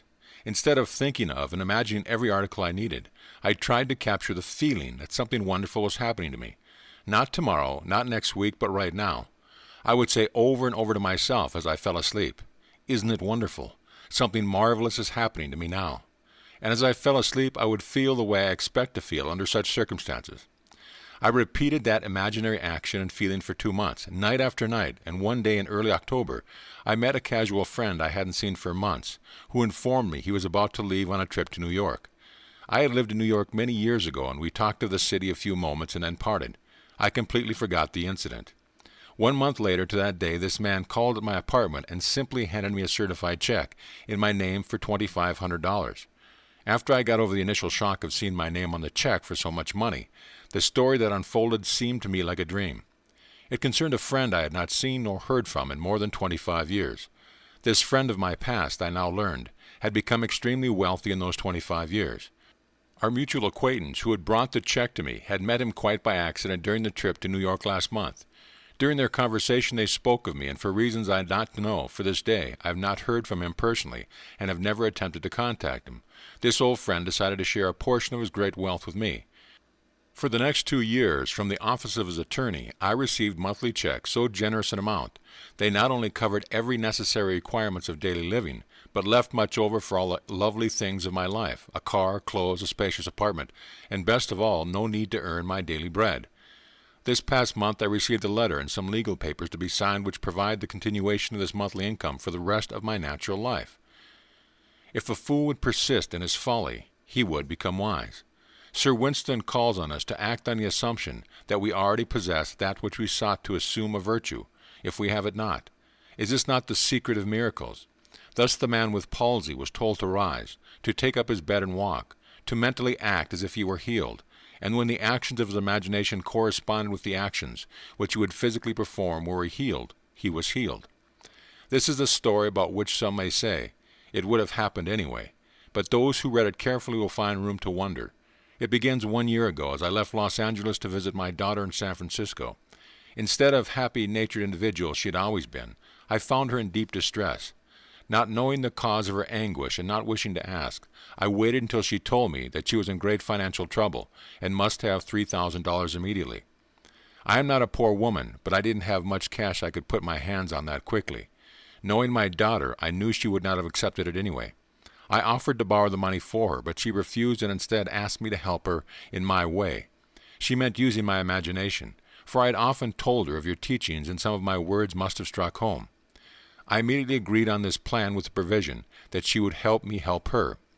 We decided on an imaginal scene. We could both practice that involved seeing money coming to her from everywhere. We felt money was flooding toward her from every corner until she was in the middle of a sea of money. But we did this always with a feeling of joy for anyone concerned, and we had no thought of means, only happiness for all. The idea seemed to catch fire with her, and I know she was responsible for what happened a few days later. She was certainly transformed back to the happy, confident mood that was natural to her, though there was no evidence of any real money coming in at the time. I left to return home in the East. When I arrived home, I called my mother, a lovely young lady of 91, who immediately asked me to come and see her. I wanted a day's rest, but she couldn't wait. It had to be now. Of course I went, and after greeting me, she handed me a check for $3,000 made out to my daughter. Before I could speak, she handed me 3 additional checks, totaling $1,500 made in favor of my daughter's children. Her reason? She explained that she had suddenly decided the day before to give what she had in cash to those she loved, while she was still here to know of their happiness in receiving it.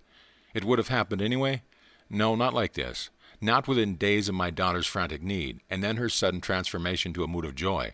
I know that her imaginal act caused this wonderful change, bringing not only great joy to the receiver, but to the giver as well. P.S. I almost forgot to add that among the checks so lavishly given was one for me too, for $3,000. The boundless opportunities opened by recognizing the shift of focus of the imagining is beyond measure. There are no boundaries. The drama of life is an imaginal activity in which we bring to pass by our moods rather than by our physical acts. Moods so ably guide all towards that which they affirm. They may be said to create the circumstance of life and dictate the events. The mood of the wish fulfilled is the high tide which lifts us easily off the bar of the senses, where we usually lie stranded. If we are aware of the mood and know the secret of imagining, we may announce that all that our mood affirms will come to pass. The following story is by a mother who succeeded in sustaining a seemingly playful mood with startling results. Surely you heard the old wives' tale about warts, that if a wart is bought, it will disappear. I'd known this story from childhood, but not until I heard your lectures did I realize the truth hidden in the old tale. My boy, a lad of 10, had many large, ugly warts on his legs, causing an irritation which had plagued him for years. I decided that my sudden insight could be used to his advantage. A boy has a lot of faith in his mother as a rule, so I asked him if he would like to be rid of the warts. He quickly said yes, but he did not want to go to the doctor. I asked him to play a little game with me, that I would pay him a sum of money for each wart. This suited him fine, he said. He didn't see how he could lose. We arrived at a fair price, he thought, and then said, "Now, I'm paying you good money for those warts. They are no longer belong to you. You never keep property belonging to someone else, so you can no longer keep those warts. They will disappear. It may take a day, 2 days, or a month, but remember that I have bought them and they belong to me." My son was delighted with our game, and the results sound like something read in an old musty book of magic. But believe me, within 10 days the warts began to fade, and at the end of 1 month, every wart on his body had completely disappeared. There is a sequel to this story, for I have bought warts from many people. They too thought it great fun and accepted my 5, 10, or 15 cents a wart. In each case the wart disappeared, but really, only one person believes me when I tell him his imagination alone took away the warts.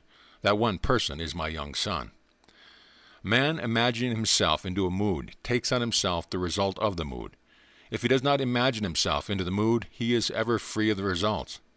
The great Irish mystic A.E. wrote in The Candle of Vision, "I become aware of a swift echo of response to my moods and circumstances, which had seemed hitherto immutable in its indifference. I could prophesy from the uprising of new moods in myself that I, without search, would soon meet people of a certain character, and so I met them. Each inanimate things were under the sway of these affinities, but man need not wait for the uprising of new moods in himself. He can create happy moods at will." End of chapter. Chapter 8. Through the Looking Glass. A man that looks on glass, or it may stay his eye, or if he pleaseth through it pass, and then the heaven spy. George Herbert. Objects to be perceived must first penetrate in some manner our brain, but we are not, because of this, interlocked with our environment. Although normal consciousness is focused on the senses and is usually restricted to them, it is possible for man to pass through this sense fixation into any imaginal structure which he can seize, and so fully occupies it that it is more alive and more responsive than that on which his senses stay his eye. If this were not true, man would be an automaton reflecting life, never affecting it. Man, who is all imagination, is not tenant to the brain but landlord.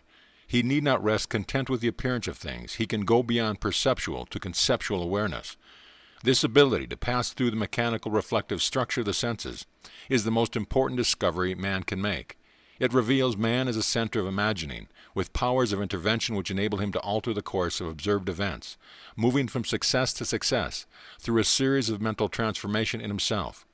Attention, the spearhead of imagining, may be either attracted from without as his senses stay on his eyes, or directed from within, if he pleases, and through the senses pass into the wish fulfilled. To move from perceptual awareness of things as they seem to conceptual awareness, or things as they ought to be, we imagine as vivid and as lifelike a representation as possible of what we would see, hear, and do, where we physically present and physically experiencing things as they ought to be, and imaginatively participate in that scene. The following story tells of one who went through the glass and broke the chains that bound her. 2 years ago, I was taken to a hospital with a serious blood clot condition, which apparently had affected the entire vascular system, causing hardening of arteries and arthritis. A nerve in my head was damaged and my thyroid enlarged. Doctors could not agree on the cause of this condition, and all their treatments were completely ineffective. I was forced to give up every enjoyable activity and remain in bed most of the time. My body from hip to toes felt as though it were encased and bound by tight wires, and I couldn't put my feet on the floor without wearing heavy hip-length elastic stockings. I knew something of your teaching and tried very hard to apply what I had heard, but as my condition grew worse and I could no longer attend any of your lectures, my despondency grew deeper. One day a friend sent me a postcard picturing the scene of a lovely beach by the ocean. The picture was so beautiful I looked and looked at it and began to remember past summer days at the seashore with my parents. For a moment the postcard picture seemed to become animated, and flooding memories of myself running free on the beach filled my mind. I felt the impact of my bare feet against the hard, wet sand. I felt the icy water running over my toes, and heard the crash of waves breaking on the shore. This imaginal activity was so satisfying to me, as I lay in bed, that I continued to imagine this wonderful scene, day after day for about 1 week. One morning I moved from my bed to the couch, and had started to sit up when I was seized with such an excruciating pain my entire body became paralyzed. I could neither sit up nor lie down. This terrible pain lasted for more than a full minute, but when it stopped I was free. It seemed as if all the wires binding my legs had been cut. One moment I was bound, the next moment I was free, not by degree, but instantly. We walk by faith, not by sight. 2 Corinthians 5:7. When we walk by sight, we know our way by the objects which our eyes see. When we walk by faith, we order our life by scenes and actions which only imagination sees. Man perceives by the eye of imagination or by sense, but two mental attitudes to perception are possible: the creative, imaginative effort, which meets with an imaginative response, or the unimaginative, staying on the eye, which merely reflects. Man has within him the principle of life and the principle of death. One is the imaginative building its imaginal structures out of the generous dreams of fancy. The other is the imagination building its imaginal structures from images reflected by the chill wind of fact. One creates, the other perpetuates. Man must adopt either the way of faith or the way of sight. To the extent that man builds from dreams of fancy, he is alive, and therefore the development of the faculty to pass through the reflective glass of the senses is an increase of life. It follows that restricting the imagination by staying the eye on the reflective glass of the senses is a reduction of life. The specious surface of fact reflects rather than discloses, deflecting the eye of imagination from the truth that sets man free. The eye of imagination, if not deflected, looks on what ought to be there, not what is. However familiar the scene on which sight rests, the eye of imagination could gaze on when never before witnessed. It is this eye of imagination, and only this, that can free us from the sense fixation of outer things, which completely dominates our ordinary existence, and keeps us looking on the reflective glass of fact. It is possible to pass from thinking of to thinking from, but the crucial matter is thinking from, i.e. experiencing the state, for that experience means unification. Whereas in thinking of, there is always subject and object, the thinking individual and the thinking thought of. Self-abandonment, that is the secret. We have to abandon ourselves to the state, in our love for the state, in so doing live the life of the state, and no more our present state. Imagination seizes upon the life of the state and gives itself to the expression of the life of that state. Faith plus love is self-commission. We can't commit ourselves to what we do not love. Never would you have made anything if you had not loved it, and to make the state alive one must become it. I live it, yet not I. God lives in me. And the life I now live in the flesh, I live by the faith of God, who loved me and gave himself for me. God loved man. He's created and became man in faith, that his act of self-commission would transform the created into the creative. We must be imitators of God as dear children, and commit ourselves to what we love. As God who loved us committed himself to us, we must be the state to experience the state. The center of consciousness, imagining, can be shifted, and what we are now mere wishes, imaginal activities keyed low, brought into penetrating focus and centered. Entrance commits us to the state. The possibilities of such shifting of the center of imagining are startling.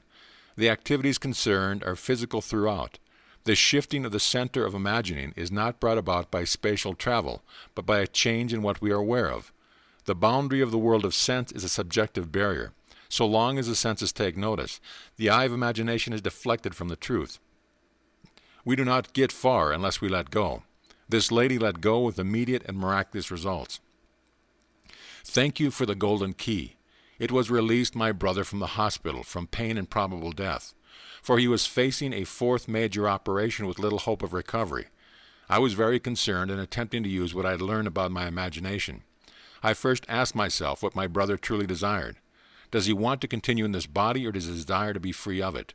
The question revolved itself over and over in my mind, and suddenly I felt that he would like to continue remodeling his kitchen, which he had been contemplating before his confinement in the hospital. I knew my question had been answered, so I began to imagine from that point. Attempting to see my brother in the busy activity of remodeling, I suddenly found myself gripping the back of a kitchen chair I had used many times when something happened. Then suddenly I found myself standing beside my brother's bed in the hospital. This was the last place I would have wanted to be, physically or mentally, but there I was, and my brother's hand reached up and grasped my hand tightly as I heard him say, "I knew you would come, Joe." It was a well hand I clasped, strong and sure, and the joy that filled and spilled over in my voice as I heard myself say, "It's all better now, you know it." My brother didn't answer, but I distinctly heard a voice say to me, "Remember this moment." I seemed to awaken and back in my own home. This took place the night after he had entered the hospital. The following day his wife telephoned me saying, "It is unbelievable.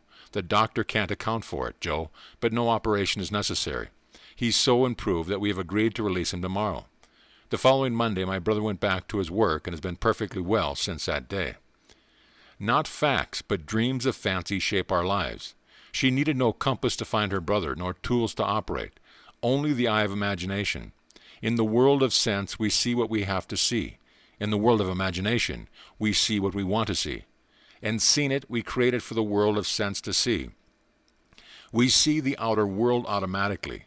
Seeing what we want to see demands voluntary and conscious imaginative effort. Our future is our own imaginal activity in its creative march. Common sense assures us that we are living in a solid and sensible world, but this so seemingly solid world is in reality imaginal through and through. The following story proves that it is possible for an individual to transform the center of imagining to some greater or lesser degree to a distant area, and not only do so without moving physically, but to be visible to others who are present at that point in space-time. And if this be a dream, then is all that we see or dream but a dream within a dream. Seated in my living room in San Francisco, I imagined I was in my daughter's living room in London, England. I surrounded myself so completely with that room, which I knew intimately, that I suddenly found myself actually standing in it. My daughter was standing by her fireplace, her face turned away from me. A moment later she turned and our eyes met. I saw such a startled, frightened expression on her face that I, too, became emotionally upset and immediately found myself back in my living room in San Francisco. 5 days later I received an airmail letter from my daughter, which had been written on the day of my experiment with imaginal travel. In her letter, she told me she had seen me in her living room that day, just as real as I was actually standing there in the flesh. She confessed she had been very frightened, and that before she could speak I had vanished. The time of this visitation, as she gave it in her letter, was exactly the time I had begun the imaginative action, allowing, of course, for the difference in time between the 2 points. She explained that she told her husband of this amazing experience, and he insisted that she write to me immediately, as she stated. "Your mother must have died or is dying." But I wasn't dead or dying, but very much alive and very excited by this marvelous experience. Nothing can act but where it is, with all my heart, only where is it? Thomas Carlyle. Man is all imagination, therefore a man must be where he is in imagination, for his imagination is himself. Imagination is active at and through any state that is aware of. If we take shifting of awareness seriously, there are possibilities beyond belief. The senses join man in forced and unholy wedlock to what, were her imaginatively awake, he would put asunder. We need not feed on sense data. Shift the focus of awareness and see what happens. However little we move mentally, we should perceive the world under a slightly changed aspect. Awareness is usually moved about in space by movement of a physical organism, but it need not be so restricted. It can be moved by a change in what we are aware of. Man is manifesting the power of imagination, whose limits he cannot define. To realize that the real self, imagination, is not something enclosed within the spatial boundary of the body is most important. The foregoing story proves that when we meet a person in the flesh, that his real self need not be present in space where his body is. It also shows that sense perception can be thrown into operation outside of the normal physical means, and that the sense data produced is of the same kind as those who occur in normal perception. The idea in the mother's mind which started the whole process going was the very definite idea of being in the place where her daughter lived. And if the mother really were in that place, and if the daughter were present, then she would have to be perceptible to her daughter. We can only hope to understand this experience in imaginal and not in mechanical or materialistic terms. The mother's imagined elsewhere as being here, London, was just as here to her daughter living there as San Francisco was here to the mother living there. It hardly ever crosses our mind that this world might be different in essence from what common sense tells us it is so obviously is. Blake writes, "I question not my corporeal or vegetative eye any more than I would question a window concerning a sight. I look through it and not with it. This looking through the eye not only shifts consciousness to other parts of this world, but to other worlds as well. Astronomers must wish they knew more of this looking through the eye, this mental traveling that mystics practice so easily. I travel through a land of men and women too, and heard and saw such dreadful things as cold earth wanderers never knew." Mental traveling has been practiced by awakened men and women since the earliest days. Paul states, "I know a man in Christ who 14 years ago was caught up to the third heaven. Whether in the body or out of the body, I not know. God knows." 2 Corinthians 12. Paul is telling us that he is the man and that he traveled by the power of imagination or Christ. In his next letter to the Corinthians he writes, "Test yourselves. Do you not realize that Jesus Christ is in you?" We need not be dead in order to enjoy spiritual privileges. Man is all imagination and God is man. Test yourself as his mother did. Sir Arthur Eddington said that all we have the right to say of the external world is that it is a shared experience. Things are more or less real according to the extent to which they are capable of being shared with others, or with ourselves at another time, but there is no hard and fast line. Accepting Eddington's definition of reality as shared experience, the above story is as real as the earth or the color for it was shared by both mother and daughter. The range of imagining is such that I must confess that I do not know what limits, if any, there is to the ability to create reality. All these stories show us one thing, that an imaginal activity implying the wish fulfilled must start in the imagination apart from the evidence of the senses in that journey that leads to the realization of desire. End of chapter. Chapter 9. Enter into. If the spectator would enter into these images in his imagination, approaching him on the fiery chariot of his contemplative thought, if he could, make a friend and companion of one of those images of wonder, which always entreats him to leave mortal things, as he must know, then would he arise from his grave, then would he meet the Lord in the air, and then he would be happy. Blake. Imagination, it seems, will do nothing that we wish until we enter into the image of the wish fulfilled. Does not this entering into the image of the wish fulfilled resemble Blake's void outside of existence, which if entered into, englobes itself and becomes a womb? Is this not the true interpretation of the mythical story of Adam and Eve? Man in his emanation. Are not man's dreams of fancy his emanation, his Eve in whom he plants himself in all her nerves, just as husbandman his mold, and she becomes his dwelling place and garden fruitful 70-fold? The secret of creation is the secret of imagining, first desiring and then assuming the feeling of the wish fulfilled, until the dream of fancy, the void outside existence, is entered and englobes itself and becomes a womb, a dwelling place and garden fruitful 70-fold. Note well that Blake urges us to enter into these images. This entering into the image makes it englobe itself and become a womb. Man, by entering a state, impregnates it and causes it to create what the union implies. Blake tells us that these images are shadowy to those who dwell not in them, mere possibilities, but to those who enter in them they seem the only substance. On the way to the West Coast, I stopped in Chicago to spend the day with friends. My host was recovering from a severe illness, and his doctor advised him to move to a one-story house. Acting upon the doctor's advice, he had purchased a one-story home suited to his needs. But he was now confronted with the fact that there seemed to be no buyer for his large three-story home. When I arrived, he was very discouraged. In trying to explain the law of constructive imagining to my host and his wife, I told them the story of a very prominent New York woman who had come to see me concerning the rental of her apartment. She maintained a lovely city apartment and a country home, but it was absolutely essential that she rent her apartment if she and her family were to spend the summer at their country home. In previous years, the apartment had been rented without any difficulty early in the spring, but at the time she came to see me, the season for summer sublets was seemingly over. Although the apartment had been in the hands of a good real estate agent, no one had seemed interested in renting it. I told her what to do in her imagination. She did it. In less than 24 hours, her apartment was rented. I explained how she, by the constructive use of her imagination, had rented her apartment. At my suggestion, before she went to sleep that night in her apartment in the city, she imagined she was lying in her bed in her country home. In her imagination, she viewed the world from the country home rather than from the city apartment.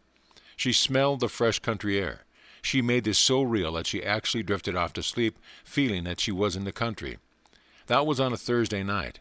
At 9 o'clock the following Saturday morning, she phoned me from her country home and told me that on Friday a highly desirable tenant, who met all of her requirements, not only rented her apartment, but rented it on the one condition that he could move in that very day.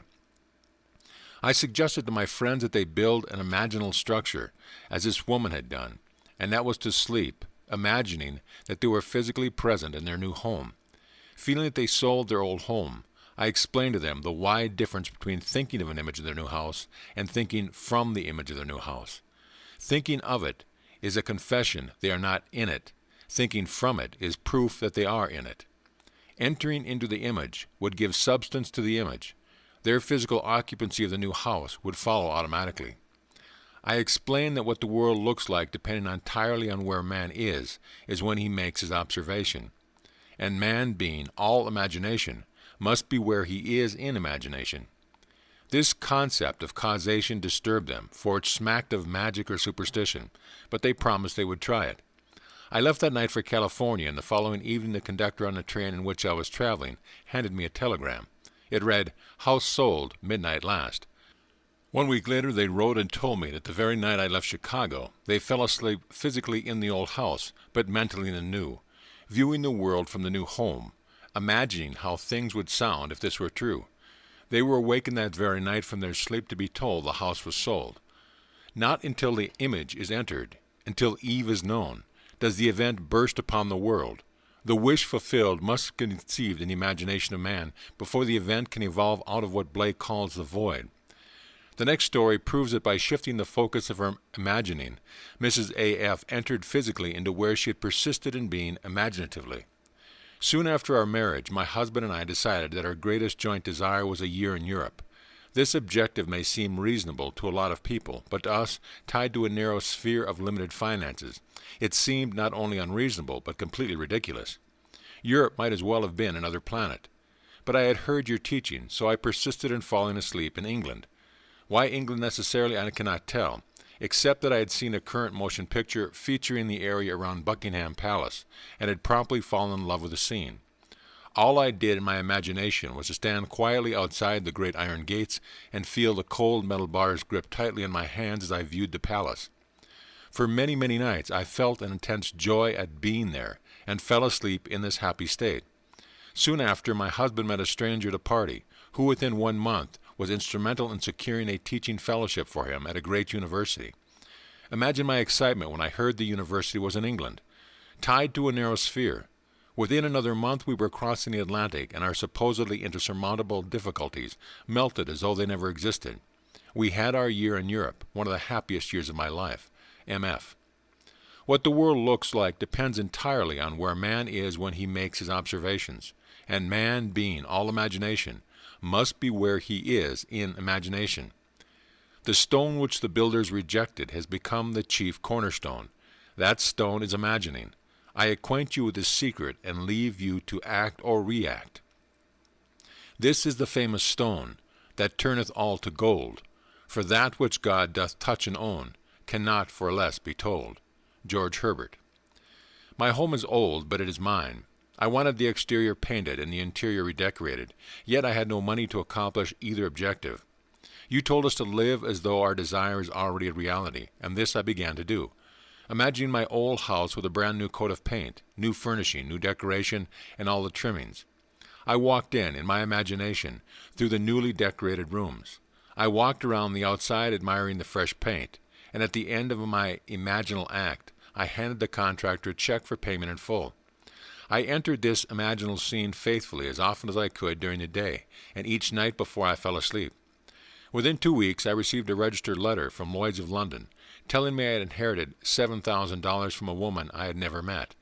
I had known her brother slightly over 40 years before, and had performed a small service 15 years ago for the lady, when his brother had died in our country, and she had written to me asking for particulars regarding his death, which I was able to provide. I had not heard from her since that time. Now here was the check for $7,000, more than enough to cover the cost of my house restoration, plus many, many other things I desired.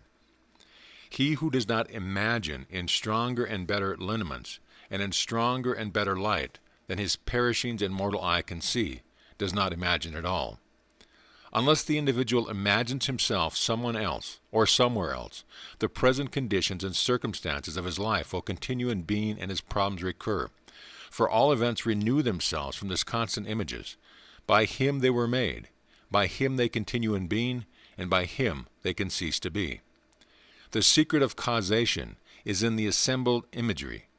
But a word of warning, the assemblage must have meaning. It must imply something, or will not form the creative activity, the word. End of chapter. Chapter 10. Things which do not appear. What is seen was made out of things which do not appear. Hebrew 11:3. Human history, with its forms of governments, its revolutions, its wars, and in fact the rise and fall of nations, could be written in terms of the rise and fall of ideas implanted in the minds of men. Herbert Hoover. The secret of imagining is the greatest of all problems, to the solutions of which the mystic aspires. Supreme power, supreme wisdom, supreme delight, he in the far-off solution of this mastery. Douglas Fawcett. To refuse to recognize the creative power of man's invisible, imaginal activity is too great to be argued with. Man, through his imaginal activity, literally calls into existence the things that do not exist. By man's imaginal activity all things are made, and without such activity was nothing anything made that was made. Such causal activity could be defined as an imaginal assemblage of images, which occurring, some physical event invariably takes place. It is for us to assemble the images of happy outcome, and then keep from interfering. The event must not be forced, but allowed to happen. If imagination is the only thing that acts, or is, in existing beings of men, as Blake believed, then we should never be certain that it was not some woman treading in the winepress who began that subtle change in men's mind. This grandmother is daily treading the winepress for her little granddaughter. She writes, "This is one of those things that make my family and friends say, we just don't understand it. Kim is 2.5 years old now. I took care of her for a month after she was born, and did not see her again until a year ago, and then only for 2 weeks. However, during this past year every day I have taken her on my lap in my imagination, and cuddled her and talked to her. In these imaginal acts I go over all the wonderful things about Kim. God is growing through me. God is loving through me, etc. At first I would get the response of a very young child. When I started, God is growing through me, she would reply, me? Now as I start, she completes the whole sentence. Another thing that has happened is, as the months have passed, as I take her in my imagination, on my lap she has grown constantly larger and heavier. Kim hasn't even seen a picture of me in the past year, and at most I could only be a name to her. Now sometime each day her family tells me she starts talking about me, to no one in particular, just talking. Sometimes it goes on for an hour, or she goes to the phone and pretends to call. In her monologue are such bits as, "My Dee loves me. My Dee always comes to see me every day." Even though I know what I've been doing in my imagination, it has caused me, too, to wonder much. All imaginative men and women are forever casting forth enchantments, and all passive men and women, who have no powerful imaginative lives, are continually passing under the spell of their power. There is no form in nature which is not produced by and sustained by some imaginal activity. Therefore, any change in the imaginal activity must result in a corresponding change in form. To imagine a substitute image for unwanted or defective content is to create it. If only we persist in our idea, imaginal activity, and do not let lesser satisfaction suffice, ours shall be the victory. When I read in Seed Time and Harvest the story of the schoolteacher who, through her imagination, in daily revision, transformed a delinquent pupil into a lovely girl, I decided to do something about a young boy in my husband's school. To tell all the problems involved would take pages, for my husband has never had such a difficult child, nor such a trying parent situation. The lad was too young to be expelled, yet the teacher refused to have him in their classes. To make matters worse, the mother and grandmother literally camped on the school grounds, making trouble for everyone. I wanted to help the boy, but alas, wanted to help my husband. So nightly I constructed 2 scenes in my imagination. 1, I saw a perfectly normal, happy child. 2, I heard my husband say, "I can't believe it, dear, but you know R. is acting like a normal boy now, and it is heaven not having those 2 women around." After 2 months of persisting in my imaginal play, night after night, my husband came home and said, "It's like heaven around school." Not exactly the same words, but close enough for me. The grandmother had become involved in something that took her out of town, and the mother had to accompany her. At the same time, a new teacher had welcomed the challenge of R, and he was progressing wonderfully well into all I imagined for him. It is useless to hold standards that we do not apply. Unlike Portia, who said, "I can easier teach 20 what good to be done than be one of the 20 to follow my own teaching." G.B. allowed her own teaching. It is fatally easy to make the acceptance of the imaginal faith a substitute for living by it. "He has sent me to bind up the broken-hearted, to proclaim liberty to the captives, and the opening of the prison to those who are bound." Isaiah 61:1. End of chapter. Chapter 11. The Potter. "Arise and go down to the potter's house, and there I will let you hear my words. So I went down to the potter's house, and there he was working at his wheel. And the vessel he was making of clay was spoiled in the potter's hand, and he reworked it into another vessel, as it seemed good to the potter to do." Jeremiah 18:2-4. The word translated potter means imagination. Out of the material others would have thrown away as useless, an awakened imagination refashions it as it ought to be. "O Lord, thou art our Father, we are the clay, and thou art our potter. We are all the work of thy hand." Isaiah 64:8. This conception of creation as a work of imagination, and the Lord our Father as our imagination, will take us further into the mystery of creation than any other guide. The only reason people do not believe in this identity of God and human imagination is that they are unwilling to assume the responsibility for their frightful misuse of imagination. Divine imagination has descended to the level of human imagination, that human imagination may ascend to divine imagination. The 8th Psalm says that man was made a little lower than God, not a little lower than the angels, as the King James Version mistakenly translates it. Angels are the emotional dispositions of man and are therefore his servant and not his superior, as the author of Hebrew tells us, Hebrew 1:14. Imagination is the real man and is one with God. Imagination creates, conserves, and transforms. Imagination is radically creative when all imaginative activity based on memory disappears. Imagination is conservative when its imaginal activity is fed with images supplied mainly by memory. Imagination is transformative when it varies a theme already in being, when it mentally alters a fact of life, when it leaves the fact out of the remembered experience, or puts something in its place if it upsets the harmony it desires. Through the use of her imagination, this talented young artist has made her dream a reality.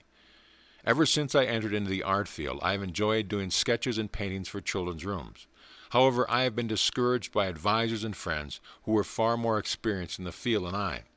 They liked my work, admired my talent, but said I would not get recognition nor pay for this type of work. Somehow, I always felt I would, but how? Then last fall, I heard your lectures and read your books and decided to let my imagination create the reality I desired. This is what I did daily. I imagined I was in a gallery. There was a great deal of excitement about me. On the walls hung my art, only mine, a one-woman show, and I saw red stars on many of the pictures. This would indicate that they had been sold. This is what happened. Just before Christmas, I did a mobile for a friend who showed it to return to a friend of hers, who owns an art import shop in Pasadena. He expressed a desire to meet me, so I took a few samples of my work along. When he looked at the very first painting, he said he would like to give me a one-woman show in the spring. The night of the opening, April 17th, an interior decorator came and liked and commissioned me to do collage for a little boy's room, which will appear in the September issue of Good Housekeeping for the 1961 House of the Year. Later during the showing, another decorator came and admired my work so much, he asked me if he might arrange for me to meet the right interior decorators and the right owners of galleries who would buy and display my work properly. Incidentally, the show was a financial success for the owner of the gallery as well as for me. The interesting thing about this is that seemingly these 3 men came to me out of the blue. Certainly I made no effort during the time of my imagining to contact anyone, but now I am getting recognition and have a market for my work. And now I know without a shadow of a doubt that there is a no when you seriously apply this principle, that imagining creates reality. She tested the potter and proved his creativity and performance. Only the indolent mind would fail to rise to this challenge. Paul states, "The Spirit of God dwells in you." Now examine yourselves to see whether you are holding to your faith. Test yourself. Do you not realize that Jesus Christ is in you? Unless indeed you fail to meet the test, I hope you will find out that we have not failed.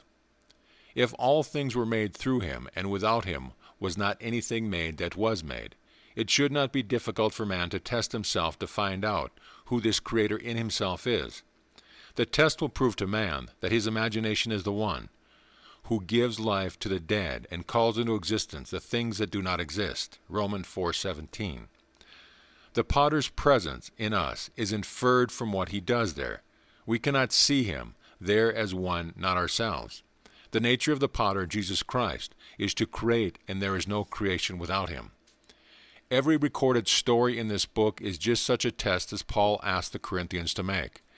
God really and truly exists in man, in every human being. God wholly becomes us. He is not our virtue, but our real selves, our imagination. The following illustrations from the mineral world may help us to see how supreme imagining and human imagining could be one and the same power, and yet be vastly different in their creativity. Diamond is the world's hardest mineral. Graphite, used in lead pencils, is one of the softest. Yet both minerals are pure carbon. The vast difference in the properties of these 2 forms of carbon is believed to be caused by the different arrangements of the carbon atoms. But whether the difference is produced by a different arrangement of the carbon atoms or not, all agree that diamond and graphite are one substance, pure carbon. The purpose of life is the creative realization of desire. Man lacking desire could not exist efficiently in a world of continuous problems requiring continuing solutions. A desire is an awareness of something we lack or need to make life more enjoyable. Desires always have some personal gain in view. The greater the anticipated gain, the more intense the desire. There is no really unselfish desire. Even when our desire is for another, we are still seeking to gratify desire. To attain our desire, we should imagine scenes implying their fulfillment and enact the scene in our imagination, if only momentarily, with a joy sufficiently felt within its limits to make it natural. It is like a child dressing up and playing queen. We must imagine we are what we would like to be. We must play it in imagination first, not as a spectator, as an actor. This lady imaginatively played queen by being where she wanted to be in her imagination. She was the true actor in this theater. My desire was to attend a matinee performance of a famous pantomime currently playing in one of the largest theaters in our city. Because of the intimate nature of this art, I wanted to sit in the orchestra, but I didn't even have the price of a balcony seat. The night I determined to have this pleasure for myself, in my imagination, I fell asleep watching the wondrous performer. In my imaginal act, I sat at an orchestra-centered seat, heard the applause as the curtain rose, and the artist came on stage, and I actually felt the intense excitement of this experience. The next day, the day of the matinee performance, my financial condition had not changed. I had exactly $1.37 in my purse. I knew I must use the dollar to buy gas for my car, which would leave me with 37 cents. But I also knew I had faithfully slept in the feeling of being at the performance, so I dressed myself for the theater. While changing articles from one purse to another, I found a dollar bill and 45 cents in change hidden in the pocket of my seldom used opera purse. I grinned to myself, realizing that gasoline money had been given to me. So would the balance of my theater ticket be given to me? Gaily I finished dressing and left for the theater. Standing before the ticket window, my confidence dwindled as I gazed at the prices and saw $3.75 for orchestra seats. With a feeling of dismay, I turned away quickly and walked across the street to a cafe for a cup of tea. I had spent 16 cents on my tea before I remembered seeing the price of balcony seats on the ticket window list. Hurriedly, I counted my change and found I had $1.66 left. Running back to the theater, I bought the cheapest seat available, which cost $1.55. With 1 dime left in my purse, I went through the entrance, and the usher tore my ticket in half, saying, "Upstairs left, please." The performance was about to begin, but ignoring the usher's instructions, I walked into the main floor's ladies' restroom, still determined to sit in the orchestra section. I sat down, closed my eyes, and kept my inward sight riveted on the stage from the direction of the orchestra. At that moment, a group of women walked into the restroom, all talking at once, but I heard only one conversation, as a woman speaking to her companion said, "But I waited and waited until the last moment. Then she called and said she couldn't make it. I would have given her ticket away, but it's too late now." Not realizing it, I handed the usher both tickets, and he tore them in half before I could stop. I almost laughed aloud. Getting up, I walked over to this lady and asked if I might use the extra ticket she had, instead of the balcony seat I had bought. She was charming and kindly invited me to join her party. The ticket she handed me was for an orchestra section, center seat, 6th row from the stage. I sat in the seat only moments before the curtain rose on a performance I had witnessed the night before from that seat, in my imagination. We must actually be in imagination. It is one thing to think of the end, and another thing to think from the end. To think from the end, to enact the end, is to create reality. The inner actions must correspond to the actions we would physically perform after these things should be. To live wisely, we must be aware of a imaginal activity, and see to it that it is faithfully shaping the end we desire. The world is clay. Our imagination is the potter. We should always imagine ends that are of value or promise well. He who desires but acts not breeds pestilence. What's done flows from what's imagined. Outward forms reveal the imagings of man. Man is the shuttle to whose winding quest and passage through these looms God ordered motion, but ordained no rest. I run a small business, solely owned, and a few years ago it seemed that my venture would end in failure. For some months, sales had fallen steadily, and I found myself in a financial jam, along with thousands of other small businessmen, as this period spanned one of our country's minor recessions. I was badly in debt and needed at least $3,000 almost immediately. My auditors advised me to close my door and try to salvage what I could. Instead, I turned to my imagination. I knew your teaching, but had never actually attempted to solve any problem in this manner. I was frankly skeptical of the entire idea that imagination can create reality, but I was also desperate, and desperation forced me to test your teaching. I imagined my office receiving $4,000 unexpectedly in remittances due. This money would have to come from new orders as my accountant's receivable were practically non-existent. But this seemed far-fetched, as I hadn't received this much in sales during the last 4 months or more. Nevertheless, I kept my imaginal picture of receiving this amount of money steadily before me for 3 days. Early the fourth morning, a customer I had not heard from in months called me on the telephone, asking me to come and see him personally. I was to bring a quotation previously given him for machinery needed by his factory. The quotation was months old, but I dug it out of my files and lost no time in arriving at his office that day. I wrote out the order which he signed, but I saw no immediate help for me in the transaction, as the equipment he wanted would take from 4 to 6 months for factory delivery, and of course my customer did not have to pay for it until delivered. I thanked him for the order and rose to leave. He stopped me at the door and handed me a check for a little over $4,000, saying, "I want to pay for the merchandise now in advance, for tax purposes, you know. You don't mind?" "No, I don't mind." I realized what had happened the moment I took the check into my hands. Within 3 days, my imaginal act had done for me what I had been able to do in months of desperate financial shuffling.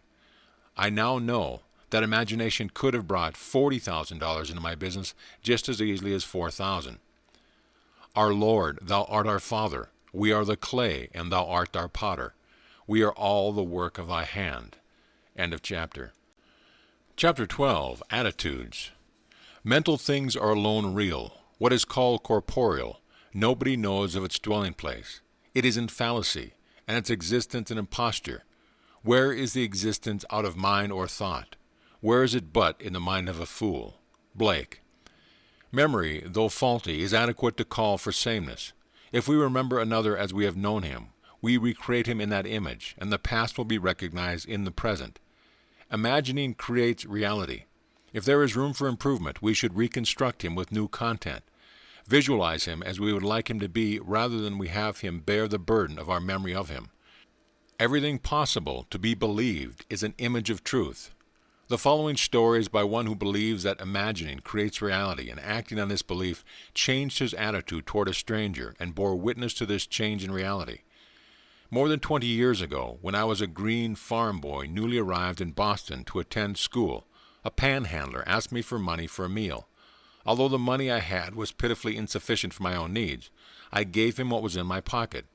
A few hours later, the same man, by this time staggeringly drunk, stopped me again and asked me for money. I was so outraged to think the money I could so ill afford had been put to such use. I made myself a solemn pledge that I would never again listen to the plea of a street beggar. Through the years I kept my pledge, but every time I refused anyone, my conscience needled me. I felt guilty even to the point of developing a sharp pain in my stomach, but I couldn't bring myself to unbend. The early part of this year, a man stopped me as I was walking my dog and asked for money so he could eat.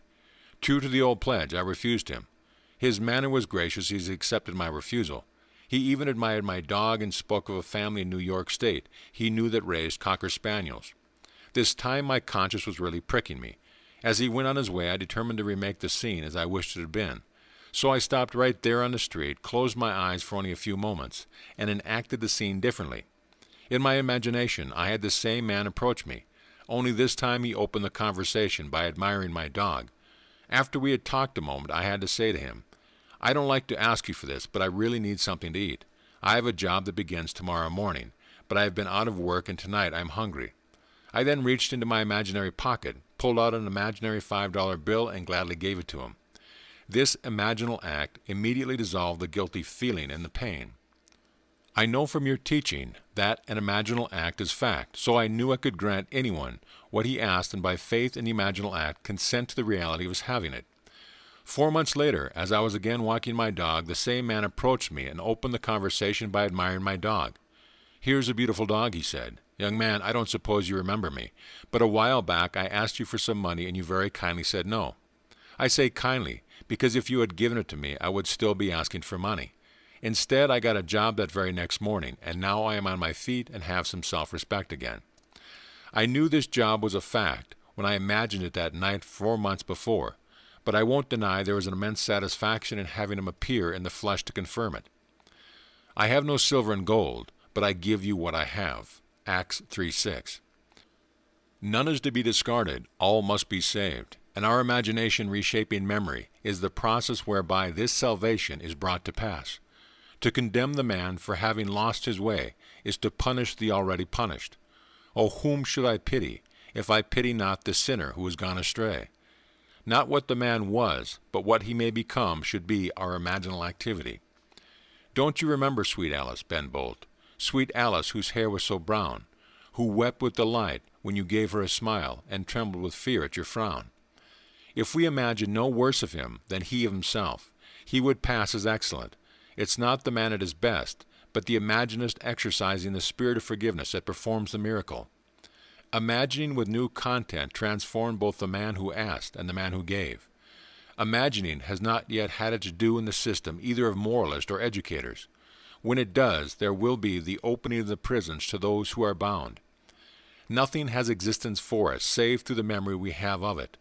Therefore we should remember it is not as it was, unless, of course, it was altogether desirable, but as we desire it to be.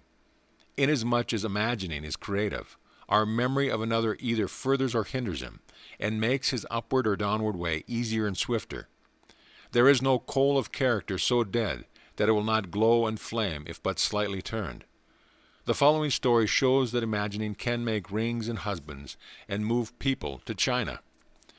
My husband, child of a broken home and raised by beloved grandparents, was never close to his mother, nor she to him. A woman of 63 in a divorce for 32 of those years, she was lonely and embittered, and by relationship with her was strained, and I was tempted to stay in the middle. By her own admission, her great desire was to remarry for companionship, but she believed this to be impossible at her age. My husband would often state to me that he hoped she would remarry, and as he fervently put it, perhaps live way out of town. I had the same wish, and as I put it, perhaps move to China. Being wary of my personal motive for this wish, I knew I must change my feeling toward her in my imaginal drama, and at the same time give her what she wanted. I began by seeing her in my imagination as a completely changed personality, a happy, joyous woman, secure and contented in a new relationship. Every time I thought of her, I would see her mentally as a new woman. About 3 weeks later, she came to our house for a visit, bringing a friend she had met many months previously. The man had recently become a widower. He was her age, secure financially, and had grown children and grandchildren. We liked him, and I was excited because it was obvious they liked each other. But my husband still thought it was impossible. I didn't. From that day on, every time her image rose in my mind, I saw her extending her left hand toward me, and I admired the ring on her finger. 1 month later, she and her friend came to visit us, and as I walked forward to greet them, she proudly extended her left hand. The ring was on her finger. 2 weeks later, she was married, and we haven't seen her since. She lives in a brand new house, way out of town, and as her new husband dislikes a long drive to her house, she might as well have moved to China. There is a wide difference between the will to resist an activity and the decision to change it.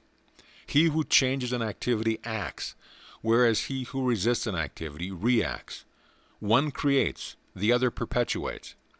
Nothing is real beyond the imaginative patterns we make of it. Memory, no less than desire, resembles a daydream. Why make it a daymare? Man can forgive only if he treats memory as a daydream and shapes it into his heart's desire. R.K. learned that we may rob others of their abilities by our attitudes towards him. He changed his attitude and thereby changed a fact. I am not a moneylender, nor I am in the investment business as such, but a friend and business acquaintance came to me for a substantial loan in order to expand his plant. Because of personal friendship, I granted the loan with reasonable interest rates and gave my friend the right of renewal at the end of 1 year. When the first-year term expired, he was behind in his interest payments and requested a 30-day extension on the note. I granted this request, but at the end of 30 days he was still unable to meet the note and asked for an additional extension. As I previously stated, I am not in the business of lending money. Within 20 days I needed full payment of the loan to meet debts of my own. But I consented again to extend the note, although my own credit was now in serious jeopardy. The natural thing to do was to apply legal pressure to collect, and a few years ago I would have done just that. Instead, I remembered your warning not to rob others of their ability, and I realized that I had been robbing my friend of his ability to pay what he owed. For 3 nights, I constructed a scene in my imagination in which I heard my friend tell me that unexpected orders had flooded his desk so rapidly he was now able to pay the loan in full. The 4th day, I received a telephone call from him. He told me that by what he called a miracle, he had received so many orders, and big ones too, he was now able to pay back my loan, including all interest due, and in fact had just mailed a check to me for the entire amount. There is nothing more fundamental to the secret of imagining than the distinction between imagining and the state imagined. Mental things are alone real. Everything possible to be believed is an image of truth. End of chapter. Chapter 13, All Trivia. General knowledge is remote knowledge. It is in particulars that wisdom consists, and happiness too. Blake. We must use our imagination to achieve particular ends, even if the ends are all trivia. Because men do not clearly define and imagine particular ends, the results are uncertain, while they might be perfectly certain. To imagine particular ends is to discriminate clearly. How do we distinguish the oak from the beech, the horse from the ox, but by the bounding outline? Definition asserts the reality of the particular thing against the formless generalizations which flood the mind. Life on earth is a kindergarten for image-making. The bigness or littleness of the object to be created is not in itself important. The great and golden rule of art, as well as of life, said Blake, is this, that the more distinct, sharp, and wiry the bounding line, the more perfect the work of art, and the less keen and sharp, the greater is the evidence of weak imitation. What is it that builds a house and plants a garden but the definite and the determinate? Leave out this line and you leave out life itself. The following stories are concerned with the acquiring of seemingly little things, or toys as I call them, but they are important because of the clear imaginal images that created the toys. The author of the first story is one in whom it is said, "She has everything." This is true. She has financial, social, and intellectual security. She writes, "As you know, through your teaching and through my practice of that teaching, I have completely changed myself and my life. 2 weeks ago, when you spoke of toys, I realized I had never used my imagination for the getting of things, and I decided it would be fun to try. You told of a young woman who was given a hat by merely wearing that hat in her imagination. The last thing on earth I needed was a hat, but I wanted to test my imagination for this getting of things, so I selected a hat pictured in a fashion magazine. I cut the picture out and stuck it on the mirror of my dressing table. I studied the picture carefully. Then I shut my eyes, and in my imagination I put that hat on my head and wore it as I walked out of the house. I did this just once. The following week I met some friends for luncheon, and one of them was wearing the hat. We all admired it. The very next day I received a parcel by special delivery messenger. The hat was in the parcel. The friend who had worn it that day before had sent the hat to me with a note saying she did not particularly care for the hat and didn't know why she had bought it in the first place. But for some reason he thought it would look well on me, and would I please accept it. G.L. Movement from dreams to things is the power driving humanity. We must live wholly on the level of imagination, and it must be consciously and deliberately undertaken. All my life I have loved birds. I enjoy watching them, hearing their chatter, feeding them, and I am particularly fond of the small sparrow. For many months I have fed them crumbs of morning bread, wild birdseed, and anything I believed they would eat. And for all those months I have been frustrated as I watched the larger birds, particularly the pigeons, command the area, gobbling up most of the good seed and leaving the husk for my sparrows. To use my imagination on this problem seemed facetious to me at first, but the more I thought of it, the more interesting the idea became. So one night I sat about seeing the little birds come in for their full share of daily offering, and I would tell my wife that the pigeons no longer interfered with my sparrows, but took their share like gentlemen, and then left the area. I continued this imaginary action for almost 1 month. Then one morning I noticed that the pigeons had disappeared. The sparrows had breakfast all to themselves for a few days. For those few days no larger bird entered the area. They did return eventually, but to this day they have never again infringed on the area occupied by my sparrows. They stay together, eating what I put out for them, leaving a full share of the area to my tiny friends. And you know, I actually believe the sparrows understand. They no longer seem to be afraid when I walk among them. This lady proves that unless our heart is in the task, unless we imagine ourselves right into the feeling of our wish fulfilled, we are not there. For we are all imagination, and must beware and what we are in imagination. In early February, my husband and I had been in our new house 1 month, a home lovely beyond telling. Perched on a rugged cliff with the ocean for our front yard, wind and sky for neighbors and seagulls for guests, we were ecstatic. If you have experienced the joy and woe of building your own house, you know how completely filled with happiness you are, and how completely empty your purse is. 100 lovely things clamored to be bought for the house, but the one thing we wanted most of all was the most useless, a picture. Not just any picture, but a wild, wonderful sea, of the sea dominated by a great white clipper ship. This picture had been in our thoughts all the month of building, and we left one living room wall free of paneling to hold it. My husband mounted decorative red and green ship lanterns on the wall to frame our picture, but the picture itself would have to wait. Draperies, carpery, all the practical things must come first. Perhaps so, but that didn't stop either one of us from seeing that picture in our imagination on that wall. One day while shopping, I strolled into a smart art gallery, and as I walked through the door, I stopped so suddenly a gentleman walking behind me crashed into an easel. I apologized and pointed to a painting hanging at head height across the room. That's what did it. I'd never seen anything so wonderful. He introduced himself as the owner of the gallery and said, "Yes, an original by the greatest English painter of clipper ships the world has ever known." He went on to tell me about the artist, but I wasn't listening. I could not take my eye from that wonderful ship. And suddenly I experienced a very strange thing. It was only a moment in time, but the art gallery faded, and I saw that picture on my wall. I'm afraid the owner thought me a little giddy, and I was, but I finally managed to return my attention to his voice when he mentioned an astronomical price. I smiled and said, "Perhaps someday." He continued to tell me about the painter, and also about an English artist who was the only living lithographer capable of copying the great English master. He said if you're very lucky, you may pick up one of his prints. I have seen his work. It's perfect down to the last detail. Many people prefer prints to paintings. Prints or paintings, I knew nothing about the values of either, and anyway, all I wanted was that scene. When my husband returned home that evening, I talked of nothing but the painting, and pleaded with him to visit the gallery and see it. Maybe we could find a print of it somewhere. The man said, "Yes," he interrupted, "but you know we can't afford any picture now." Our conversation ended there, but that night after dinner I stood in our living room and saw the picture on our wall. The next day my husband had an appointment with a client, which he did not want to keep, but the appointment was kept and my husband did not return home until after dark. When he walked through the front door, I was busy in another part of the house and called a greeting to him. A few minutes later I heard hammering and walked into the living room to see what he was doing. On our wall hung my picture. In my first moment of intense joy, I remembered the man in the art gallery saying, "If you're very lucky, you may pick up one of these prints." Lucky?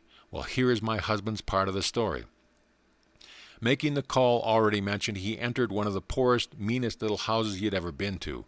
The client introduced himself and led my husband into a tiny dark dining room, where the two of them sat down at a bare table. As my husband put his briefcase on the tabletop, he looked up and saw the picture on the wall. He confessed to me he had conducted a very sloppy interview because he couldn't take his eyes from that picture. The client signed the contract and gave a check as down payment, which, as my husband believed at the time, was $10 short. Mentioning this fact to his client, he said the check given was every cent he could afford, but added, "I've noticed your interest in the picture. It was here when I took this place. I don't know whom it would belong, but I don't want it. If you'll put the $10 in for me, I'll give you the picture." When my husband returned to his company's main office, he learned he had been in error about the amount. He was not charged $10. Our picture on the wall, and it cost us nothing. A.A. Of R.L., who writes the following letter, it must be said, "In faith, lady, you have a merry heart." One day during a bus strike, I needed to go into the downtown area and had to walk 10 blocks from my home to the nearest bus in operation. Before starting home, I recalled there was no food market on this new route, and I wouldn't be able to shop for dinner. I had enough to manage a potluck meal, but I would need bread. After shopping all day, the 10 blocks back from the bus line was all I could manage, and to go still farther to the shop for bread was out of the question. I stood very still for a moment and allowed a vision of bread to dance in my head. Then I started for home. When I boarded the bus, I was so tired I grabbed the first available seat and almost sat on a paper bag. Now on a crowded bus, tired passengers rarely look directly at one another, so being naturally curious, I peeked into the bag. Of course, it was a loaf of bread. Not just any bread, but the very same bread I always buy. Trifles, all trifles, but they produce their trivia without price. Imagining accomplishes these things without the means generally reputed necessary to do so. Man rates wealth in a way that bears no relation to real values. Come, buy wine and milk without money and without price. Isaiah 55:1. End of chapter. Chapter 14. The Creative Moment. The natural man does not receive the gifts of the Spirit of God, for they are folly to him, and he is not able to understand them because they are spiritually discerned. 1 Corinthians 2:14. There is a moment in each day that Satan cannot find, nor can his watch friends find it.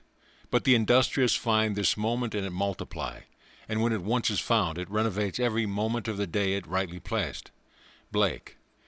Whenever we imagine things as they ought to be, rather as they seem to be, is the moment. For in that moment the spiritual man's work is done, and all the great events of time start forth to mold the world in harmony with that moment's altered pattern. Satan, Blake writes, is a reactor. He never acts, he only reacts. And if our attitude to the happenings of the day is reactionary, are we not playing Satan's part? Man is only reacting in his natural or Satan state. He never acts or creates. He only reacts or recreates. One real creative moment, one real feeling of the wish fulfilled, is worth more than the whole natural life of reaction. In such a moment, God's work is done. Once more we may say with Blake, God only acts and is, in existing beings or men. This is an imaginal past and an imaginal future. If by reacting the past is recreated into the present, so by acting out our dreams of fancy can the future be brought into the present. I feel now the future in the instant.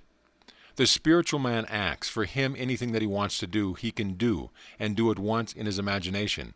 And his motto is always, the moment is now. Behold, now is the acceptable time. Behold, now is the day of salvation. 2 Corinthians 6:2.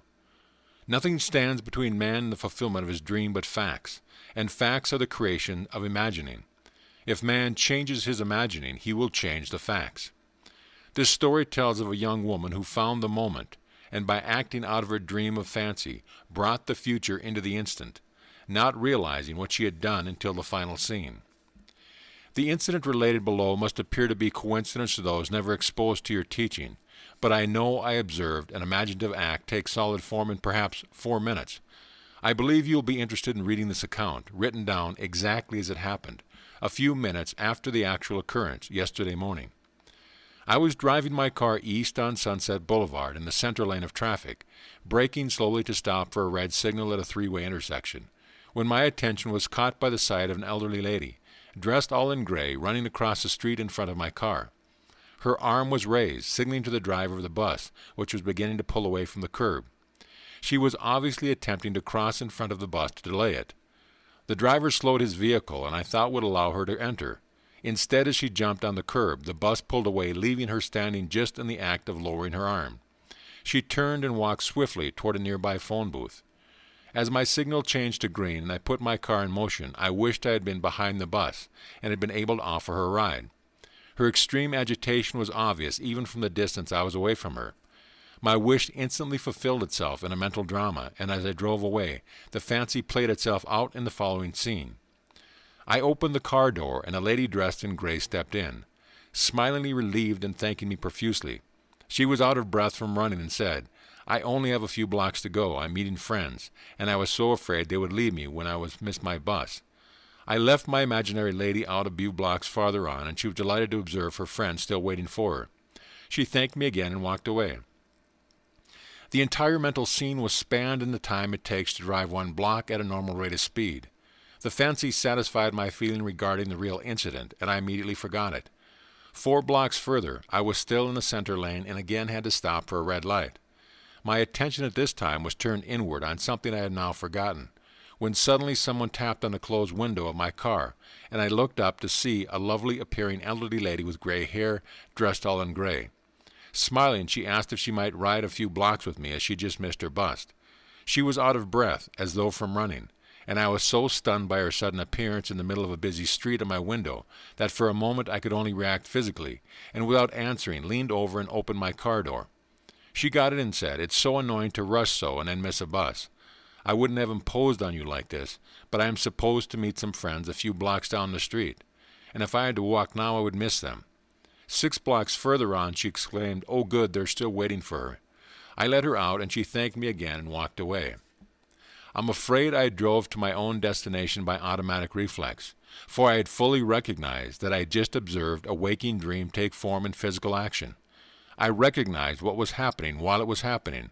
As soon as I could, I wrote down each part of the incident and found a startling consistency between the waking dream and the subsequent reality.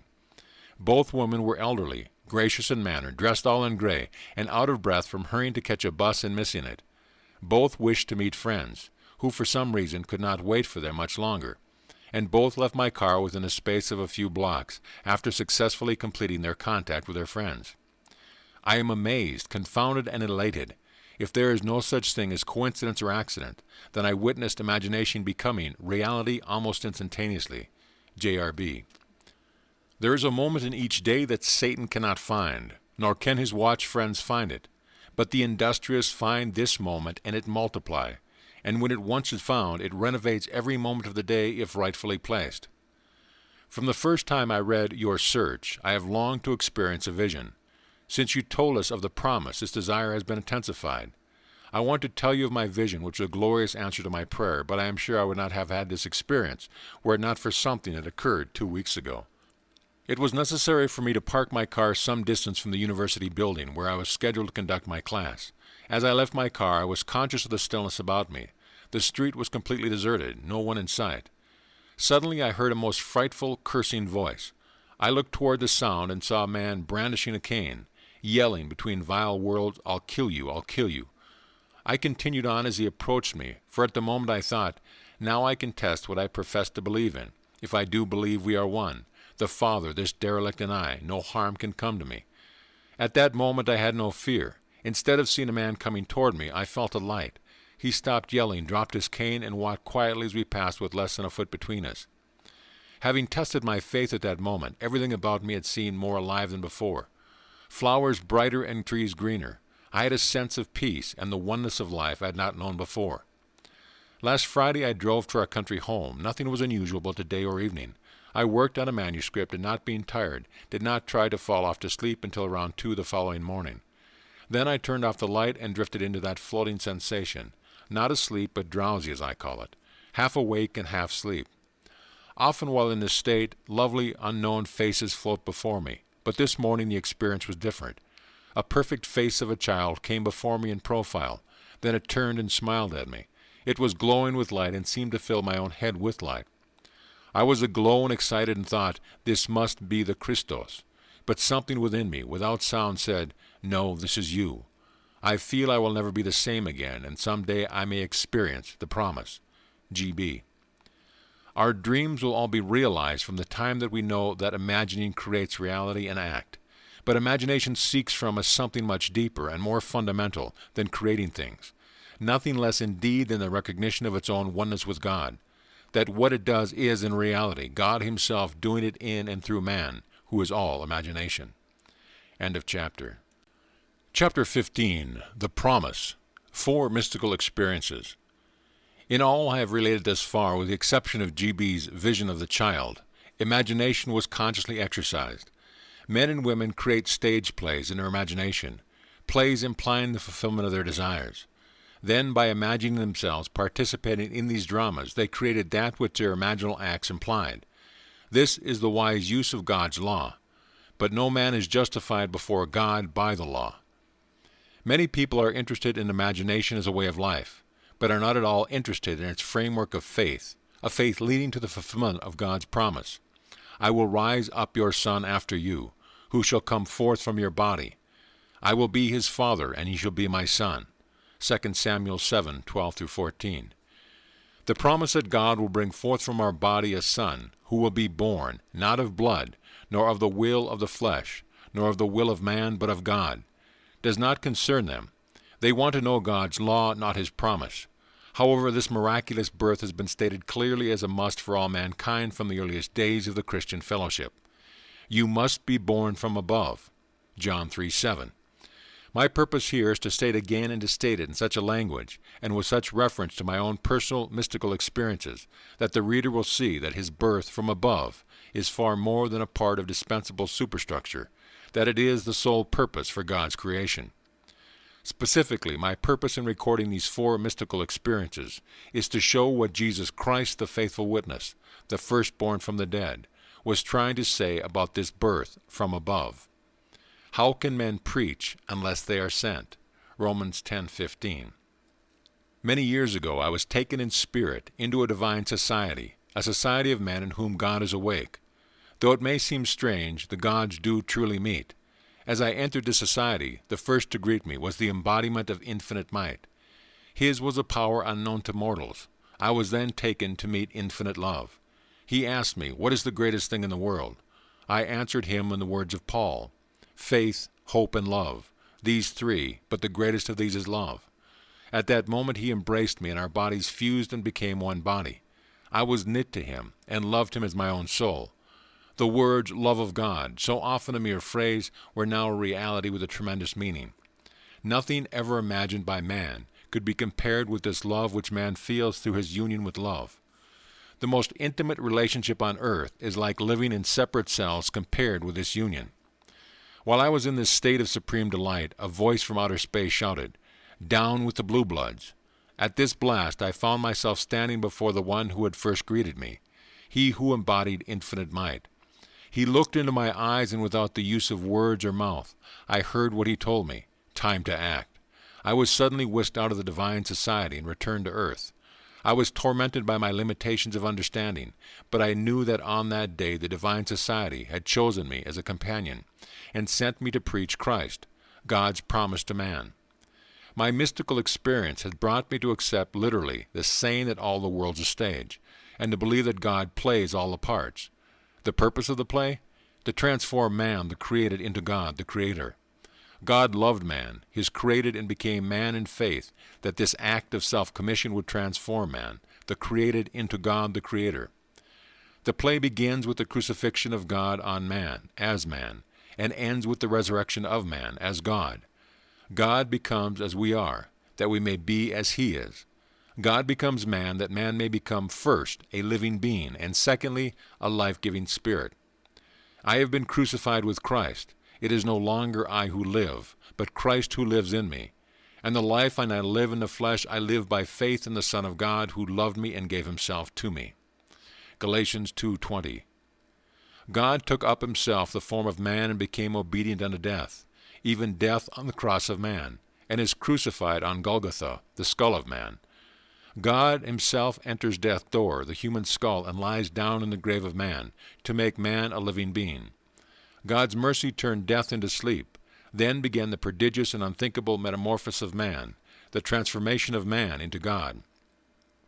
No man, unaided by the crucifixion of God, could cross the threshold that admits to conscious life, but now we have union with God in His crucified self. He lives in us as our wonderful human imagination. Man is all imagination, and God is man, and exists in us and we in Him. The eternal body of man is the imagination, that is, God Himself. When He rises in us, we will be like Him, and He will be like us. Then all impossibilities will dissolve in us at the touch of exaltation, which His rising in us will impart to our nature. Here is the secret of the world. God died to give man life and to set man free. For however clearly God is aware of His creation, it does not follow that man, imaginatively created, is aware of God. To work this miracle, God had to die, then rise again as man, and none has ever expressed it so clearly as William Blake.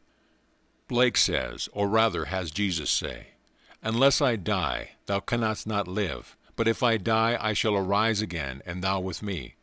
Wouldst thou love one who never died for thee, or ever die for one who had not died for thee? And if God dieth not for man, and giveth not Himself eternally for man, man could not exist. So God dies, that is to say, God has freely given Himself for man.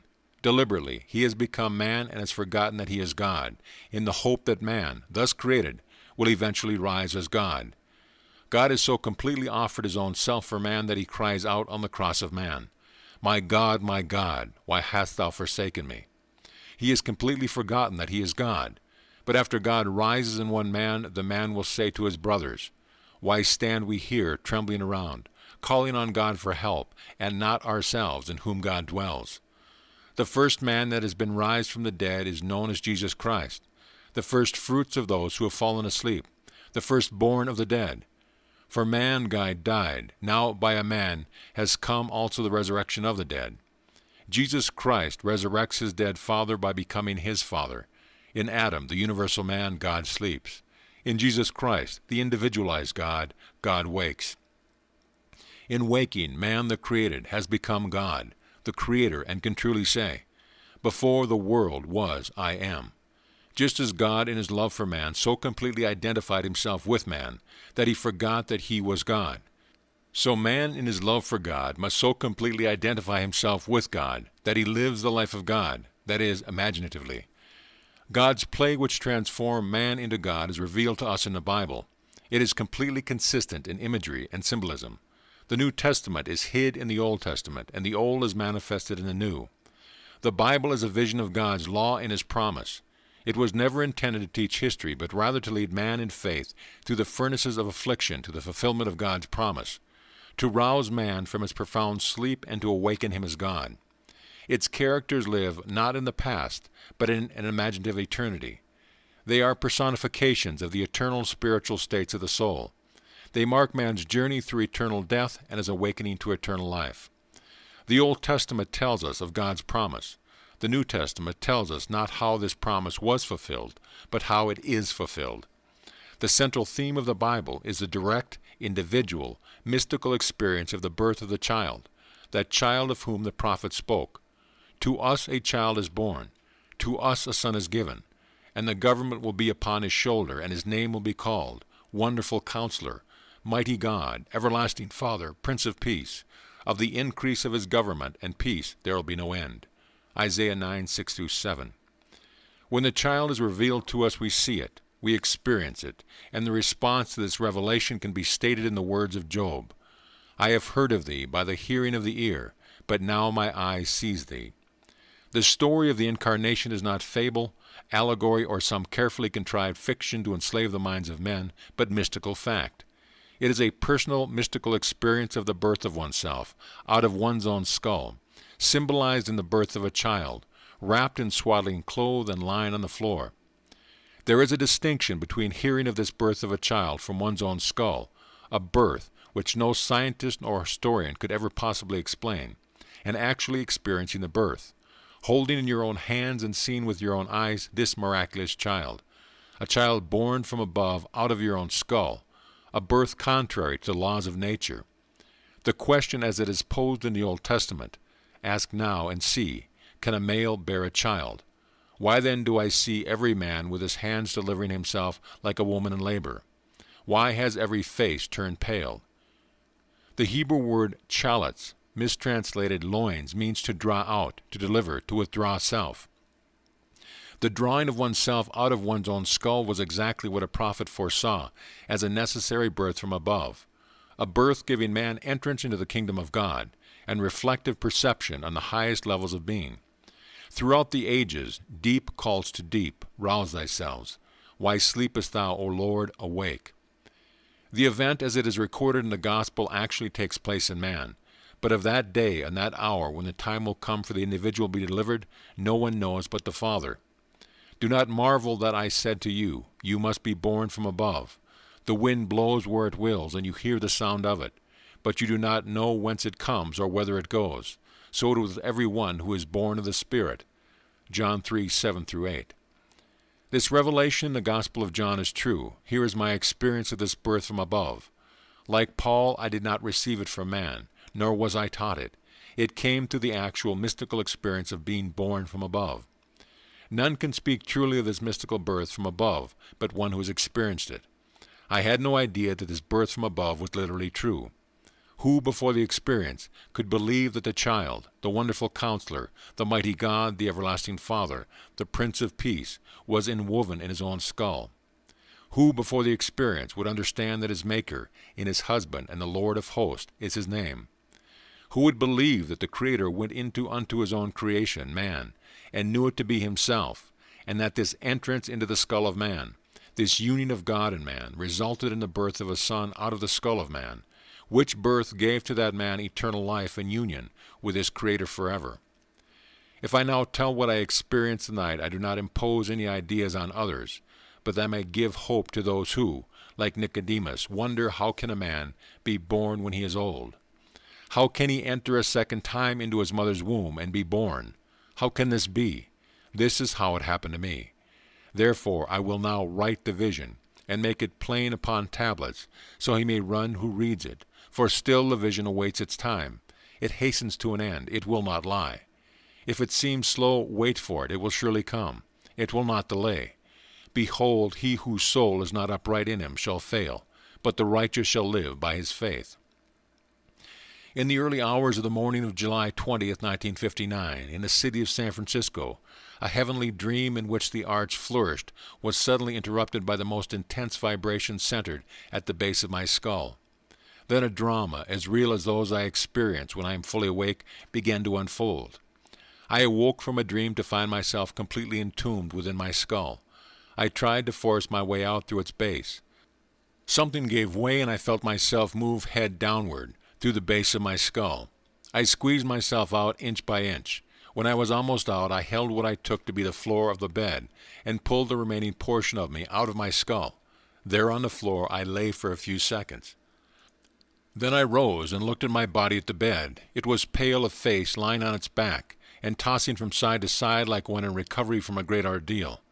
As I contemplated it, hoping that it would not fall off my bed, I became aware that the vibration which started the whole drama was not only in my head, but now was also coming from the corner of the room. As I looked over to the corner, I wondered if the vibration would be caused by a very high wind, a wind strong enough to vibrate the window. I did not realize that the vibration which I felt within my head was related to that which seemed to be coming from the corner of my room. Looking back to the bed, I discovered that my body was gone, but in its place sat my 3 older brothers. My oldest brother sat where the head was. My second and third brothers sat where the feet were. None seemed to be aware of me, although I was aware of them and could discern their thoughts. I suddenly became aware of the reality of my own invisibility. I noticed that they too were disturbed by the vibration coming from the corner of the room. My third brother was the most disturbed and went over to investigate the cause of the disturbance. His attention was attracted by something on the floor, and looking down he announced, "It's Neville's baby." My other 2 brothers, in most incredulous voices, asked, "How can Neville have a baby?" My brother lifted the infant wrapped in swaddling clothes and laid him on the bed. I then, with my invisible hands, lifted the baby and asked him, "How is my sweetheart?" He looked into my eyes and smiled, and I awoke in this world to ponder this greatest of my many mystical experiences. Tennyson has a description of death as a warrior, a skeleton, high on a night-black horse, issuing forth at midnight. But when Gareth's sword cut through the skull, there was in it the bright face of a blooming boy, fresh as a flower newborn. 2 other visions I will tell because they bear out the truth of my assertion that the Bible is a mystical fact, that everything written about the promised child in the law of Moses and the prophets and the Psalms must be mystically experienced in the imagination of the individual. The child's birth is a sign and a portent, signaling the resurrection of David, the Lord's anointed one, of whom he said, "You are my son, today I have begotten you." Psalm 2:7. 5 months after the birth of the child, on the morning of December 6, 1959, in the city of Los Angeles, a vibration similar to the one which preceded his birth started in my head. This time its intensity was centered at the top of my head. Then came a sudden explosion, and I found myself in a modestly furnished room. There, leaning against the side of an open door, was my son David, of biblical fame. He was a lad in his early teens. What struck me forcibly about him was the unusual beauty of his face and figure. He was, as he was described in the book of Samuel, ruddy with beautiful eyes and very handsome. Not for one moment did I feel myself to be anyone other than whom I am now. Yet I knew that this lad David was my son, and he knew that I was his father, for the wisdom from above is without an uncertainty. As I sat there contemplating the beauty of my son, the vision faded, and I awoke.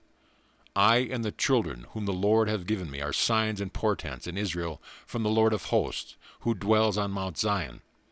God gave me David as my very own son. I will raise up your son after you, who shall come forth from your body. I will be his father, and he shall be my son. God is known in no other way than through the Son. No one knows who the Son is except the Father, or who the Father is except the Son, and anyone to whom the Son chooses to reveal him. Luke 10:22. The experience of being David's father is the end of man's pilgrimage of earth. The purpose of life is to find the father of David, the Lord's anointed, the Christ, Abner, whose son is this youth. And Abner said, As your soul lives, O king, I cannot tell. And the king said, Inquire whose son the stripling is. And as David returned from the slaughter of the Philistine, Abner took him and brought him before Saul with the head of the Philistine in his hand. And Saul said to him, Whose son are you, young man? And David answered, I am the son of your servant, Jesse the Bethlehemite. Jesse in any other form of the verb to be. In other words, I am the son of who I am. I am self-begotten. I am the Son of God the Father.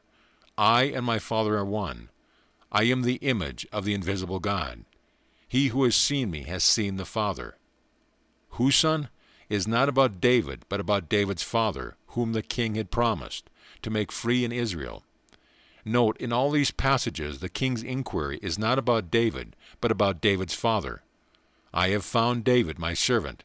He shall cry to me, Thou art my father, my God, and the rock of my salvation, and I will make him the firstborn, the highest of the kings on earth. Psalms 89. The individual who is born from above will find David and know him to be his very own son. Then he will ask the Pharisees, who are always with us, What do you think of the Christ? Whose son is he? And when they say to him, The Son of David, he will say to them, How is it then that David, in the Spirit, calls him Lord? If David thus calls him Lord, how is he his son? Man's misconception of the role of the Son, which is only a sign and a portent, has made the Son an idol. Little children, keep yourselves from idols. God awakes, and that man in whom he awakes becomes his own father's father. He who was David's son, Jesus Christ, the Son of David, has become David's father. No longer will I cry to our father David, thy child. I have found David, he has cried to me, Thou art my father. Now I know myself to be one of the Elohim, the God who became man, that man may become God. Great indeed, we confess, is the mystery of our religion. If the Bible were history, it would not be a mystery. Wait for the promise of the Father, that is, for David, God's Son, who will reveal you as the Father. This promise, says Jesus, you heard from me, and to its fulfillment at that moment in time, when it pleases God to give you his Son, as your offspring, which is Christ. A figure of speech is used for the purpose of calling attention to, emphasizing and intensifying the reality of the literal sense. The truth is literal, the words used are figurative. The curtain of the temple was torn in two, from top to bottom, and the earth shook and the rocks were split. Matthew 27:51. On the morning of April 8, 1960, 4 months after it was revealed to me that I am David's father, a bolt of lightning out of my skull split me in two from top to bottom of my skull to the base of my spine. I was cleft as though I were a tree that had been struck by lightning.